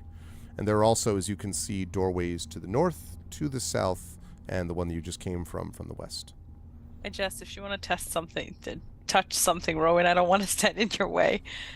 But I'm hurting me at chanting. There he goes. I come up to this door. And again, Arv, once we step the door. through, the door behind us closes. That is correct, and... Okay. Yeah, I want to look at this northern door. Okay. Go ahead and make... you can do an inspection check for me, please. Or, sorry, investigation for me. Investigation. 90. Okay. It looks to be just like the same kind of door as the one that you just left. And so it's identical, basically, to the one that you just came from. I try to open it. You were able to open it. I immediately turn to Merame and go, let's keep going. I don't like this. This is not fun. okay, let's do it. Puzzles are often fun. This is not fun. No. All right. If you go in there, this is revealed. Yellow. And Is it a big specifically, button? it is not a big button. The only furniture in this room is a single yellow vase on a large pedestal in the room's center. And there are doorways to the south you just came from and one to the east. I immediately walk past it and try this door. Oh, Is Alarian, Larian coming we up? need you. Yeah, Larian, the door is not open yet. Yeah, let's just go. If this is working, let's just keep moving. Okay. Let's just not touch anything. Yeah, I'm kind of Not the same, a thing. I'm the same mindset. I've never been so unenthused by I'm playing a of- D&D game where there's a player who likes to almost literally lick everything that's interesting. Oh, God. Yeah. She is a catalyst. She's fun to play with, but my God, there is no hurry with her. So you're We- heading... Sorry. You're heading, Rowan, directly to the east? You were? yes. Yeah. Okay. The four walls of this room, Rowan, each holds an offset single portrait in a gilt frame, and there are captions underneath each of them. According to the captions, the north portrait depicts King Caius I. It's up here. The east wall depicts Karn the Conqueror. The south wall depicts Galifar I. And the west wall depicts Colonel Widmond. And this is the first time you've actually seen a picture of Colonel Widmond. And so if you'll bear with me for just a second, I will give you a picture of said person. I want to see if he's the person I saw in my dream, too. Yeah, I'll talk about that in just of a course. second. I'm just very excited. Okay. Why do I feel like Arv saying that in particular means the answer to your question is yes? Either that or no. Mhm. But no, yeah. He could have phrased it any other way. He phrased I it know. like that. And if the answer is yes, we just stab the portrait like the portrait of Dorian Gray, and he just dies. Except we're supposed to bring him back alive so he can be questioned. Yes, You just I feel questioned the you were portrait. correct, Brandon. Oh, that would be a lot easier. Who does number 2 work for? Oh, I mean, I suppose if I put gentle repose on his body, we could just bring the body back and then revive him. She says, giving you a hint of what Mirror Mirror Nisiana would be like. Okay, here. I'm kind of liking that version of Mirror. Here's the picture that you see. Wait, it's not... Oh, is that the bad guy? A kind of cruel looking man with his arms folded, sort of staring out at you. Marame, this does indeed look like the man that you saw in your dream. And Nisiana, I would like you to make a perception check for me, please. Oh. Enemy character. Can I guide myself? Can I guidance myself? I think you can, I believe. Well, you know what? I could use all the help I have. I think from... you still have inspiration too. Unless... Well, no, I used... Did I use Even if it? you can't guidance No. yourself, I can guidance you, so you have guidance. I have guidance. You didn't use I'm the going to be D10 though? perceptive. Please be perceptive. So this plus a D4. I rolled, oh god, an 11 plus a Yeah. D4. Uh-huh. Is And you still have the inspiration. You didn't use it. Oh, I You- do have an inspiration. I'm going to use it. So Yeah, that's you 12 used the D10. plus a D10. So So- now we're looking at, what is that? 19. 19. Nisiana, you were sort of fascinated by this, and you see Widmund, below, and he has his arms folded. And as you look deeply into the picture, his eyes shift to focus on you. She says aloud, he sees me. And that's where we're going to bring our session to an end. In the midst of a puzzle room and an evil portrait. I'm sorry if I Apparently. stole your thunder. No, that's fine. know that it's evil. I actually think it's better because you were like, he sees me, and that's a even better place to stop than where I would have stopped. What were you going to say? Oh, I was just gonna basically be like, it appears like he's following you, and then it's gonna be like, and that's where we'll bring our session to close. And you're like, well, first he Oh. sees me. I'm like, then we'll actually, that's where we bring our session to a close. This was a really, really fun one because my we got a God. chance to actually see. First of all, I think everybody by the end was like, what is with this freaking? These people are weird. Like there was a lot of blood and skulls and like all that stuff, and it is not a pleasant place. And then secondly, this is all apparently nature's way of saying do not touch, because this is apparently if this is only the penitent man shall pass or whatever. Like you all are like, man, there is a bunch of stuff that you're having to go through to get to where it is that you want to go. And you've made excellent progress to get there, but you have not found this Widmund person yet. We will see what happens. I will note for the group, by the way, so far, I can't talk more about the rooms yet, but I will note for the group that as a whole, you've done, it seems to me, pretty well in managing to not trigger alarms or warn anyone off or do anything like that so far. There were multiple ways that could have happened, and so far you've zigged and zagged at the right time. So good work so far. How long this will continue, that we do not know. We will find out. Right, Horns fan, you immediately thought of the penitent man shall pass. Yeah, I was just like, everyone was like immediately also calling out like Indiana Jones and a whole bunch of stuff, a whole bunch of reference points. So good stuff. And I think this time I'm not going to go back to the ziggurat. I'm going to stay on the map screen because we get to see what all these people sort of sitting in this room as they're doing all that. I will start with Brandon O'Brien all the way therefore to the right. So I'm starting with you for a change this time, Brandon. Yeah, Rowan, I love the idea that Rowan's sort of process with this is just like, none of this is good. Like this is really terrible. And ever since you were sort of declared as like, oh, you must be the Emerald Claw guy, but then Marame had to kind of step in when you were, having a little bit of difficulty on the deception front. It feels like Rowan's just been like, so the sooner we get through this, the better. Even when everyone's like, wait, hold on, wait. It's like following like a toddler running down in the mall or something. Like, don't go left, don't go right. But of course Rowan is doing that partly because this place is no fun, and also because confidence in the people around them. Plus the running gag of the fact that everyone has thieves' tools except Rowan. That's also very funny. That was not quite everybody, but still, it was a lot of fun. Yeah, exactly, Divinorian. Let me out. How did you feel about the session tonight? Anything stand out for you, Brandon? And where will the fine folks find you next?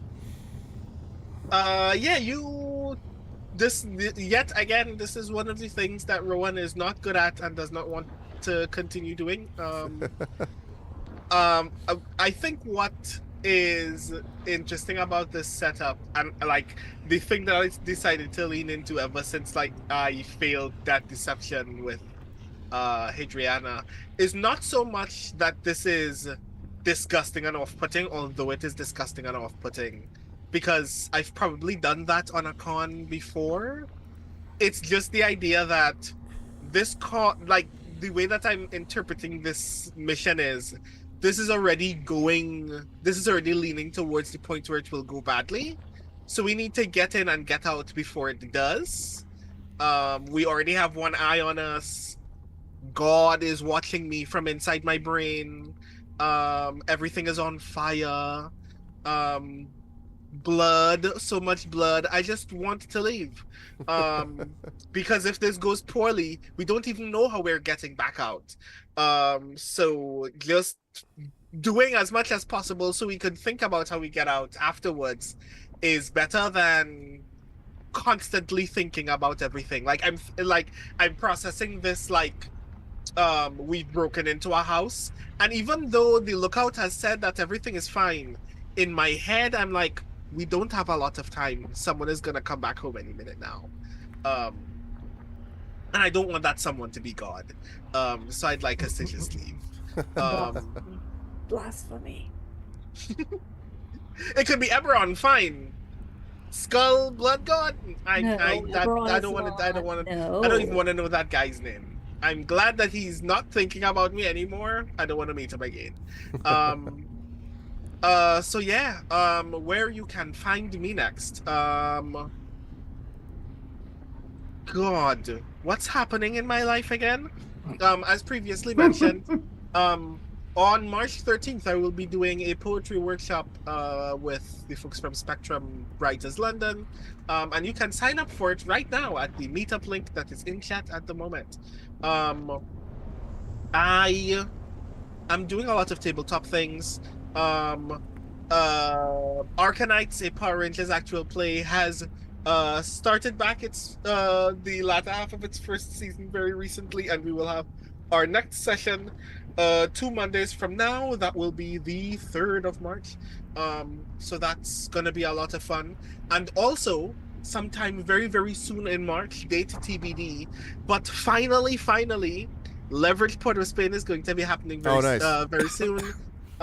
We have been fighting against the scheduling gods to make sure that this happens, but very soon we will actually be recording our first session, and I can't wait for the shenanigans to begin. And I think that's it. Also, Tin House is almost done. Pray for me on this novel. You'll be fine.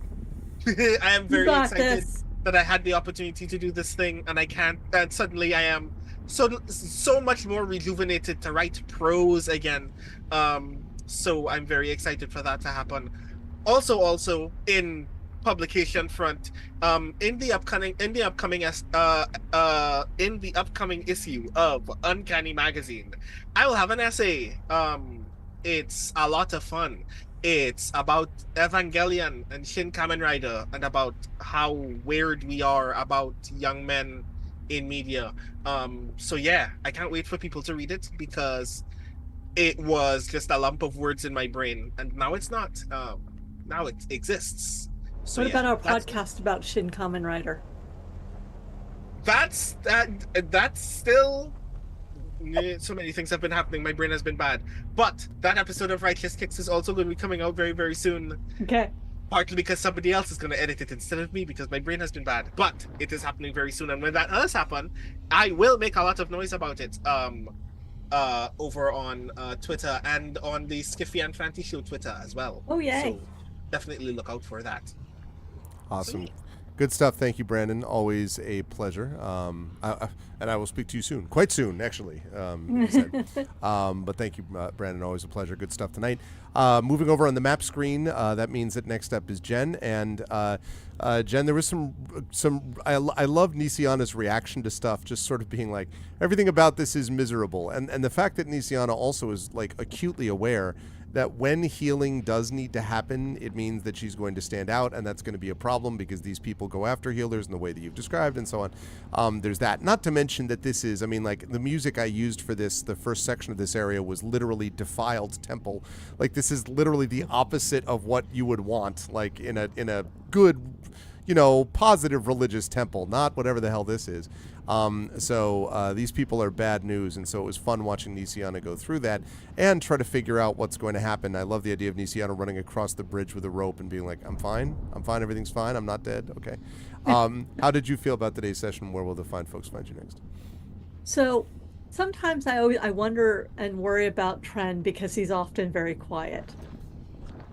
But today I took a page from Tren's roleplay, and 90% of it was in my head of, oh god, this sucks, oh my god, I don't want to do this, oh my god, what are we doing here? Mm-hmm. How am I gonna do my mission? Like 90% of my roleplay was inside my head and not on the screen, and it was delicious. It was a lot of fun. I mean, I don't like to play like that all the time, but she is going through some minor existential crisis right now, quietly going, I didn't mean to do anything bad, Eberron. I'm doing the thing I have to do. Oh God, this sucks. You know. So, so she's not enjoying this at all. She is absolutely worried. Jen has no brain right now. So the puzzle was especially hard for me because I was having a hard time orienting myself and such. So I'm very glad that other people were smarter than me tonight. Where am I going to be next? Well, I'm going to throw a whole bunch of stuff at you at once here. Oh, character limit. Let's. Apparently not enough stuff. Okay, so there's my publication. Or they can be contained. It's going to be a version of Trends demonetized. Yeah, where I am, actually, if you go to Shadow of Nox, there are multiple episodes on there right now for the 5-episode mini arc of the Buffy RPG. I think we're on episode 4 tonight, so the finale will be tomorrow night, and you can go and watch them all, and then the next time we meet, I'll be putting the YouTube channel on. Or you can go to YouTube and look for Shadow of Nox and look for the Buffy playlist. Otherwise, where am I going to be next? I'm going to be working at home, fixing a novel, trying to put my brain back together while I'm putting together short stories for things that are due, like, immediately. So, Shadow of Nox, or I'll be here, or I'll be on Blue Sky, which is my main social media. And that's about it.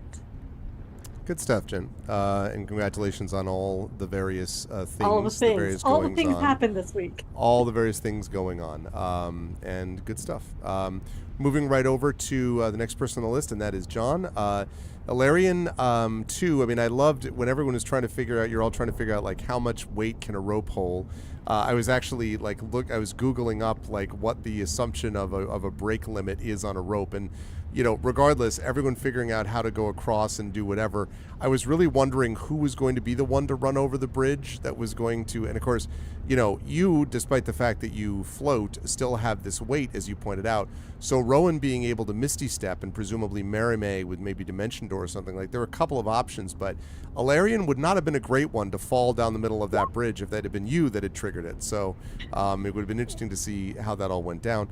And then besides that, you know, Ilarion also, I imagine, is like, this is a spot where Ilarion's having to kind of react quickly. Clearly, they were not trying to prevent a frontal assault as such. They were trying to bring people through, you know, the penitent man and all that kind of stuff. So it's going to be interesting to me to see how Ilarion navigates through this if and when they get through the puzzle-oriented portion of this, and what happens going forward as you try to track down this Emerald Claw leader. How did you feel about today's session? Where will the fine folks find you next? Well, first I have to even go back even earlier to that when we were walking up, and Ilarion produced the mask and the robes that allowed. Oh yeah. Rowan, that was a big flex moment. Yeah. Way back when they had only taken that stuff to use as evidence. At some point in Salvation.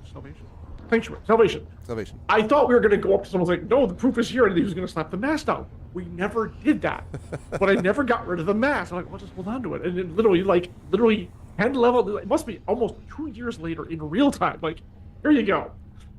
Just hilarious. I knew last session, I think I'm finally going to be able to pull this thing out, which was just, wow. You're enabling all the role players that want to hold on to everything forever, but, yes. Well, the funny part is, Ilarion has only kept, a dozen things at a time.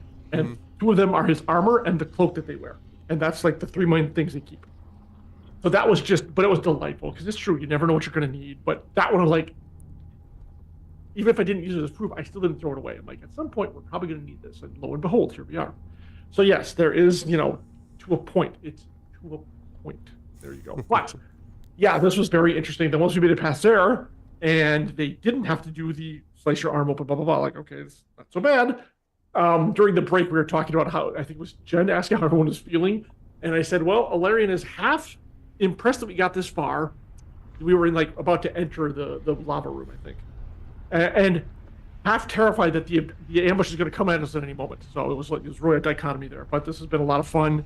I liked also flexing yep, here's the rope, cross this, and they were kind of guiding everyone to get across here and do that. I thought that was fun. That was really fun too, because they're not mechanical in that way, but it's it seems to be an obvious thing. And so once they started doing it, it was yeah, this is how we're going to go. And I had a contingency for the lava, but it wouldn't have been fun. I will say that for sure. So, and I'm very thankful to Marame with her solution, which was elegant and quick and most of all painless. There we go. Yeah. I am looking forward. I have to say, Ilarion was a little tempted by what we've seen so far, but it's probably better that we do keep moving in these little cube room things. So the sooner we're out of here, the better. And yes, the most thing they're concerned about is hopefully we don't have to go back the way we came, that we'll be able to find another way out of here, because that, of course, way doesn't exist anymore, or at least not easily. So, yeah, there's troubles in front of us and troubles behind us, but we'll soldier on like we always do. Yeah. Nothing's really happening for me until March, when I actually head down to Schaumburg, Illinois for Adepticon in the middle of the month. So that'll be fun. But otherwise, I'm usually typically here with these fun people doing crazy things as part of D&D. So as part of the Infinity and Beyond crew. So this is typically where you can find me. Good stuff. Thanks, John. Good work tonight. Also, as always, good work, Marie, from you and from Marame. It was fun to see Marame, I think the first one to step up and be like, I have thieves' duels. I can probably do that, which sort of prompted everyone being like, I am Spartacus. I also have thieves' duels. It was very, and then just Rowan being like, God damn it. I thought they were good. Very funny, yeah. But I was, okay, fine. You all have it. And then of course the other thing is several sort of bookended moments. One, Marame, the dimension door thing was obviously helpful. There was different mechanical stuff. You were right on what you thought the solution to the puzzle was, and you're midway through it, so I won't talk about what you've done or not done or whether it succeeded, but you were right on sort of thinking about what that was. And then to get to the middle of it right towards the end of our session, and to see Widmund, who you're the only one who has seen some version of this, right? At least other than just what you would see in a photograph or in a portrait. So this is one where you were able to actually attach it to something which you personally theoretically would know. And so it's going to be interesting to see what Marame's sort of approach is going forward now that she knows that seems to sync up with her dream one way or the other. So violent, because he sees her sister. Yeah, well, right. And now the worst. Right, exactly. How did you feel about today's session? Where will the fine folks find you next? I loved it. I had a lot of fun with today's session, and I have to admit, I am a sucker for escape rooms and exit games. I love and those all too. That stuff. Yeah, like Carrie and I, I don't know if you know them, the exit games that you can bring. Yeah, I have one of those. Yep. we have like a bunch, and we did like 3 over the holidays. Like it's one of our party times. So yeah. So when I heard the first time you said it, honestly, I didn't even hear the middle word. I just heard right, and I thought they were gonna be directions. And then I started writing, and I'm like, but wait a minute. And then I heard another one. I'm like, okay. So when you said it again, I was like, okay. Yep. So yeah, but anyways, I'm a sucker for exit rooms and escape rooms. So yeah, thank you. That was a lot of fun. It was scary as well. I don't think it smelled very good. That is correct. Although I am very Everything that proud of wasn't us. on fire was already dead. Yeah. Right? Like, I have to say, though, I am proud of us for managing not to elicit too much suspicion, and also not trigger, if that bridge was a trap or not is still up in the air, but not trigger any other traps anyways. So like, go team go. Like, high fives all around, you know. So yeah, lots of fun. Thank you. And yes, Mirime's reaction, recognizing, once she recognizes the portrait and she remembers exactly what happened, I would, yeah. We'll see. Yeah. We'll see what happens. Yep. Don't let me forget to lead off with like Marime's reaction. If I forget, please someone remind me. Like, we want to know Marime's reaction because I certainly And the do whole too. he sees me thing. Yeah, and well, that's what I mean. Yeah, like 'cause combining there'll that be the together. reaction to Like, that. yep. Yeah, Mirime's reaction, and she knows what to do with walls. Blow it open, let the magma flow into the room. Oh no! Yeah. I'm sure it'll be fine. It'll be fine. So I'm here to next- tell you about the King's Citadel and how they obliterated themselves because someone blew up a wall. Hey, look, we're somewhere where they bring people back to life a lot, so I feel like we'll be fine. Yeah. Like, Sure, the undead King Citadel. You why may not? not like the life you have afterwards. Yeah. but, I have to be alive to bring you back to life. look, I can Oh, only do so she wasn't much. talking about you. I can only do so much. I'm sorry. Okay. So next, I have a story in Jen's anthology that came out, 99 Fleeting Fantasies. So I have a story which is based on Bag of Giving, which was on this channel, and we did one game with Kate Hartfield and My Brain is Dead, but it was super fun, and it was Lord of the Rings based, and in it there was an elf who came back to life to give us a prophecy, and then because due to the prophecy she was like sleeping for 1,000 years and she died shortly thereafter, and it was very sad, and I've been thinking about it for a long time. So the story is basically what happens when someone wakes up for the prophecy but then does not actually die as expected by the prophecy. So It's like very sweet and very sad and very confusing, but lovely. It's lovely. good confusing, but Yes. would you like a cup of tea basically? So yeah, so check it out, and I will be here next. If you're in Ottawa area, which I don't know if you are, but if you're in Ottawa area, I will be at the Great Author Takeover in Carleton Place at the Brookfield Hotel, which looks very lovely, and I will be there. It's a fun event, lots of authors, lots of books. Grab your ticket and come on down and visit. It's going to be good. That's it. Good stuff. Thank you, Maria. Always a pleasure. Good work there. And last but certainly not least, Trent Tanton. First of all, the thieves' tool thing was very funny. I love the image, by the way, of you just like realizing that the door's open, being like, yes, well, that works now. And opening it up is just all you had to do was open it in the first place. It was very funny. But then also, of course, Tanton's understanding. I'm curious actually to see what happens with Tanton's understanding of the kind of mechanical layout of this place, because a lot of this is the engineering of it, right? That I think Tanton probably. I mentioned the torches at the very beginning, and it's stuff that I'm interested to see in terms of how Tanton would react one way to that from an engineering point of view. Obviously, the Emerald Claw also are extremely dangerous and problematic, and all that. But the engineering of it and how Tanton is going to approach that as time goes on and goes through this is going to be interesting to me.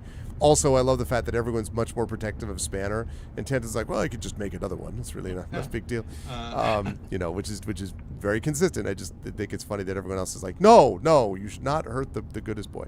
How'd you feel about today's session, Trent? Where will the fine folks find you next?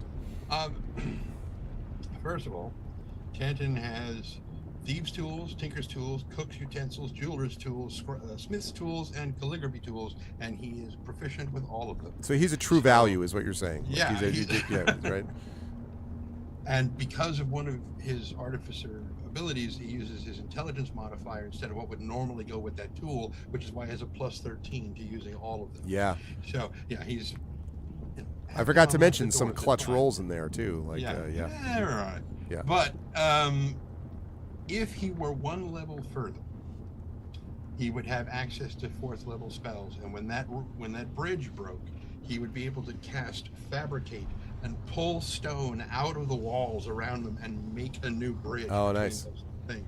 But he can't do that yet. So it's just like, you will never be an adventure with a bridge building again. No. Because I love the spell. I never get to use it, but I love the spell. And from the description, it says, for example, you can fabricate a wooden bridge from a clump of trees, or a rope from, a patch of hemp, or, there's like a bunch of wool or cloth nearby. You can just make clothing out of it. Yeah. It's a great spell. Great for an artificer, especially. But he can't do that yet. So, meh. The only other thing I was thinking of was that it might be interesting if he had to cast Tensor's floating disc, because it would be able to support any of it. But he has to move 20 feet away from it for it to start following him. And if the bridge had broken, it's just going to drop into the thing, and it would probably float above the magma, but it wouldn't be able to follow him up the wall. Yeah. Thing. So it's just craziness. I love it. It's fantastic. It's beautiful. I meant to mention this earlier when everybody else was showing off their remotes, because we all have these amazing universal remotes to affect our lights. However, mine is not like everyone else's. Mine is larger and it's black. Oh, I saw those on Amazon too, but I'm like, well, Show off. I don't know. This is the one that's the exact same, and I didn't want to take any chances. Black is beautiful. Yeah. Mine, like Greg's, is downstairs. Yeah, couldn't believe it. So where will people see me next? Here on Tuesday. Yes. For more Beowulf with the 3 Ogre Brothers. Yes. Yeah. As we've just had a mysterious run-in with 3 figures that were gone the next morning afterwards. So a bunch of whiny Christian sailors. Yeah, they're all like, this place is haunted. You're like, yeah, whatever, that's fine. And like, yes, it's haunted, but the ghosts helped you. Yeah. Chill the fuck out. God. Very much a Realfer's appropriate take on that. It's going to be a good time. I'm excited for that, and thank you also Resin2 for the resub with Prime. Very much I appreciate that. Thanks to everyone who subbed today. I really appreciate that. We had a lot of subs, and we had a good solid turnout tonight. And chat was very involved in this, which was great to see. So thank you. Please make sure you spread the word and let everyone know about these wonderful people. And we will be back with this. I don't remember if we have. Hold on, I'll discover it in a second. We haven't selected dates for next month. I think Not this yet. is right. So we only had the 17th, right? So we have not done right because because we did this the 3rd and the 17th. That's right. So we have this our 2nd this month. So we have not figured out March yet, but we will, and then we will continue on with Infinity and Beyond. Eberron Oracle of War is making wonderful progress through this set of seasons. Chat, can we get some love for the amazing and awesome Infinity and Beyond crew? Great work tonight from Trent Sparks, from Marie Bilodeau, from John Helfers, from Jennifer Brozek, and from Brandon O'Brien. Great work, crew. Well done, King Citadel, and I will see you folks back here in this capacity next month. Bye for now. Bye, everybody. All right. And that is going to do it for us for tonight. Really, really enjoy this crew. And I, as I say, I continue to say this, I'll say it once more. I consider myself extremely fortunate that I have a bunch of campaigns with a bunch of players that I like for all sorts of different reasons. But I love the sort of connection and the the sort of veteran status of this crew where people think about this stuff and really consider how to work together collectively. And now, you know, they've reached the point where this is, again, part 11 of a 20-part campaign. We're in season 4 now of, the Drums of War. And so we're in the midst of that. And that means that there's been a whole lot of stuff that we've had to think about. And they've sort of put together in their minds about how to work together as a group and how to work together as a, unified, as a collective unit.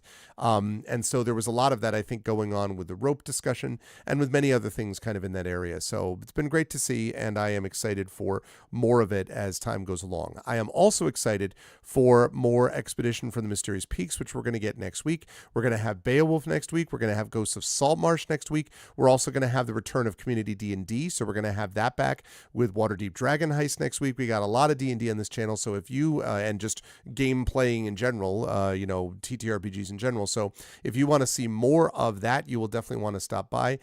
Here again, you will want to make sure that you follow the channel. You'll want to make sure that you check out our YouTube, !ArvTube. If you are following me or watching over on the YouTube channel, as I know Echo was tonight, definitely thank you for that. And please consider following us over on Twitch as well. That's !ArvTube, !ArvCord is the Discord channel. Please hang out with us in between streams. That is always appreciated over there. !ArvTweets is my Twitter. !ArvSky is my Blue Sky. ArvanEleron.com is the website for all of that. On the financial side, !ArvShop is the merchandise area. !Arv, and that, by the way, is where you can get this fancy thing, which also says on the back, hold on a second, says on the back, the best bad idea we've ever had. That's what it says. Best bad idea we've ever had, which is the entire crew. I got noticed with wearing that shirt at PAX Unplugged. So it is a shirt which catches people's attention. And there is also, of course, Shire Adventures and also formerly the Adventures of Middle Earth stuff we still have up there. Arvan Eleron channel stuff. You're going to have Expedition to the Mysterious Peaks there as well. My mic perfectly blocked the camera. Great. All right. Let me try it this way. God bless America. Stop. Okay. Here we go. See? Like that. Now you can see it. Now you can see the thing. Now we see the violence inherent in the system. Now you can see it all. So yes, so you can get that, and you can get that swag, which is both cool for you and also supports the channel. So please consider doing that. You can also support us at the Patreon, !ArvTreon. That really is the financial backbone of the channel. You can get stuff uniquely there that you can't necessarily get just from subbing. We tried to make it so it didn't overlap so that you can also get stuff from subbing that you can't get with the Patreon. But we're really trying to build that back up and move that number upward. I would like to be able to do things like a new Arvan Idol contest, which is a writing contest that we do. I would love to be able to do like a talisman tournament again and stuff like that, but I can only do that if we get up to a certain level. And so I hope you will consider checking that out and supporting the Patreon. Cool stuff for you and the channel. Also, subbing to the channel, as a number of you did tonight, was much appreciated. That really makes a difference. Thank you to TomTom for all the gift subs as well. That makes a big difference as well. Hold on a second. Blue Sky doesn't seem to resolve.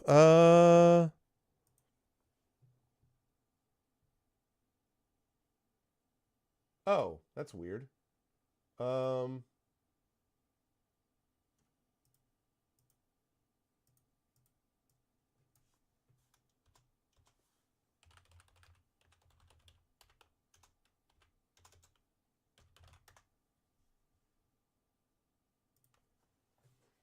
Well, all right.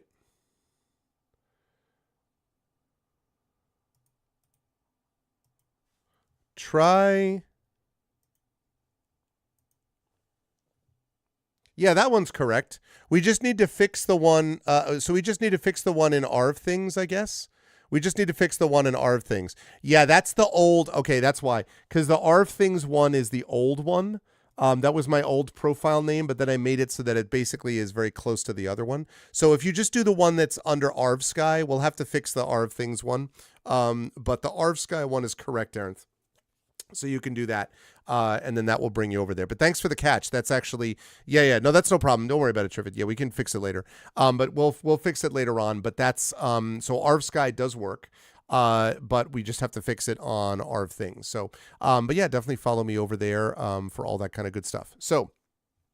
Let me see the Patreon and somebody to the channel, and I did so. Thank you for all of that.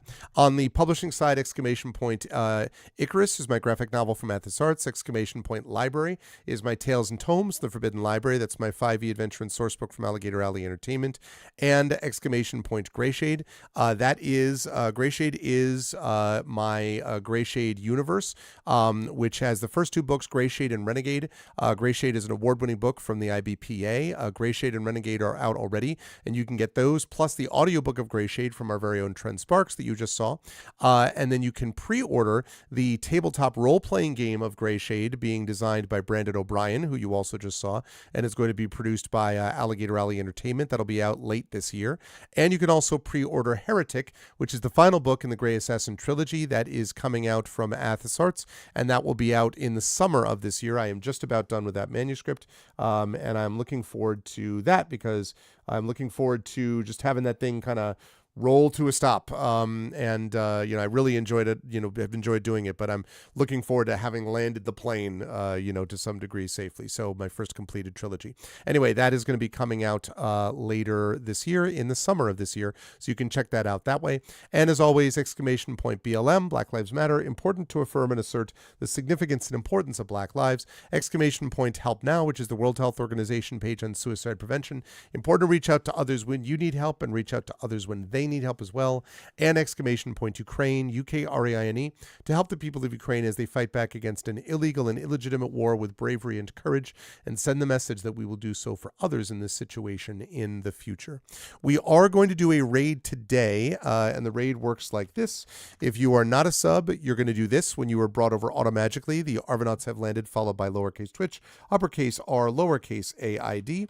And if you are a sub, please do this instead. Arvany Hype, the Arvanauts have landed, and then you can again Twitch raid, and you can throw in a bunch of Arvany roars, Arvany hypes, Arvany witches, Arvany what's, Arvany smugs, Arvany loves, Arvany blows, Arvany ha's, Arvany sings, all the Arvanys when you were brought over automatically to the place that we are going to be raiding. Good for them, good for them, and good for us as well.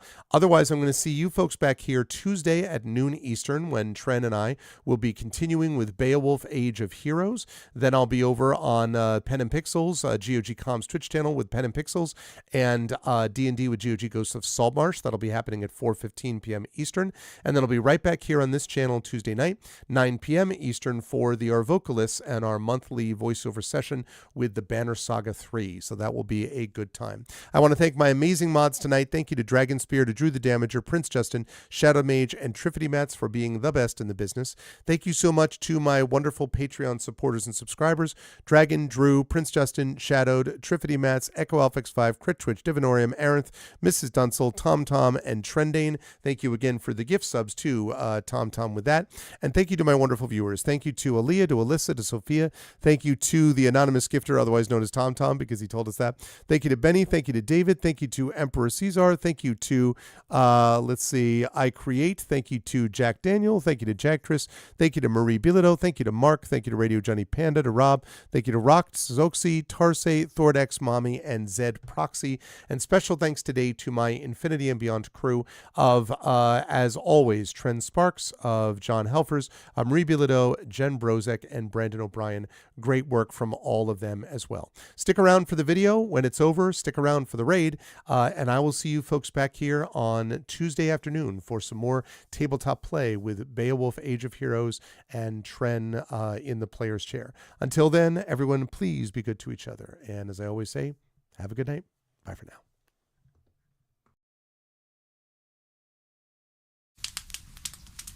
Most folks in Eberron live their lives hoping to survive and protect the ones they care about the most. A few do that and more, trying to help those around them, even the ones they don't know. But only one group does all that when no one else can. The King's Citadel. The ones who do the job no one else can do. Ilarion, the Shield. A star-forged Aegis whose strength lies in their shield, their armor, and their will to keep the Citadel and its mission safe. Merime, the Sword, a Kalashtar bard whose dreams have grown more troubled, the sight of her future grown more dim, but whose skill in battle, wisdom in counsel, and love for her sister and the Citadel has grown even stronger. Tantin, the Brain, a dragon-marked human artificer whose jovial demeanor conceals a deep curiosity, razor-sharp intellect, and long memory, with knowledge of what he did for the last war and what he can or must do for the next one.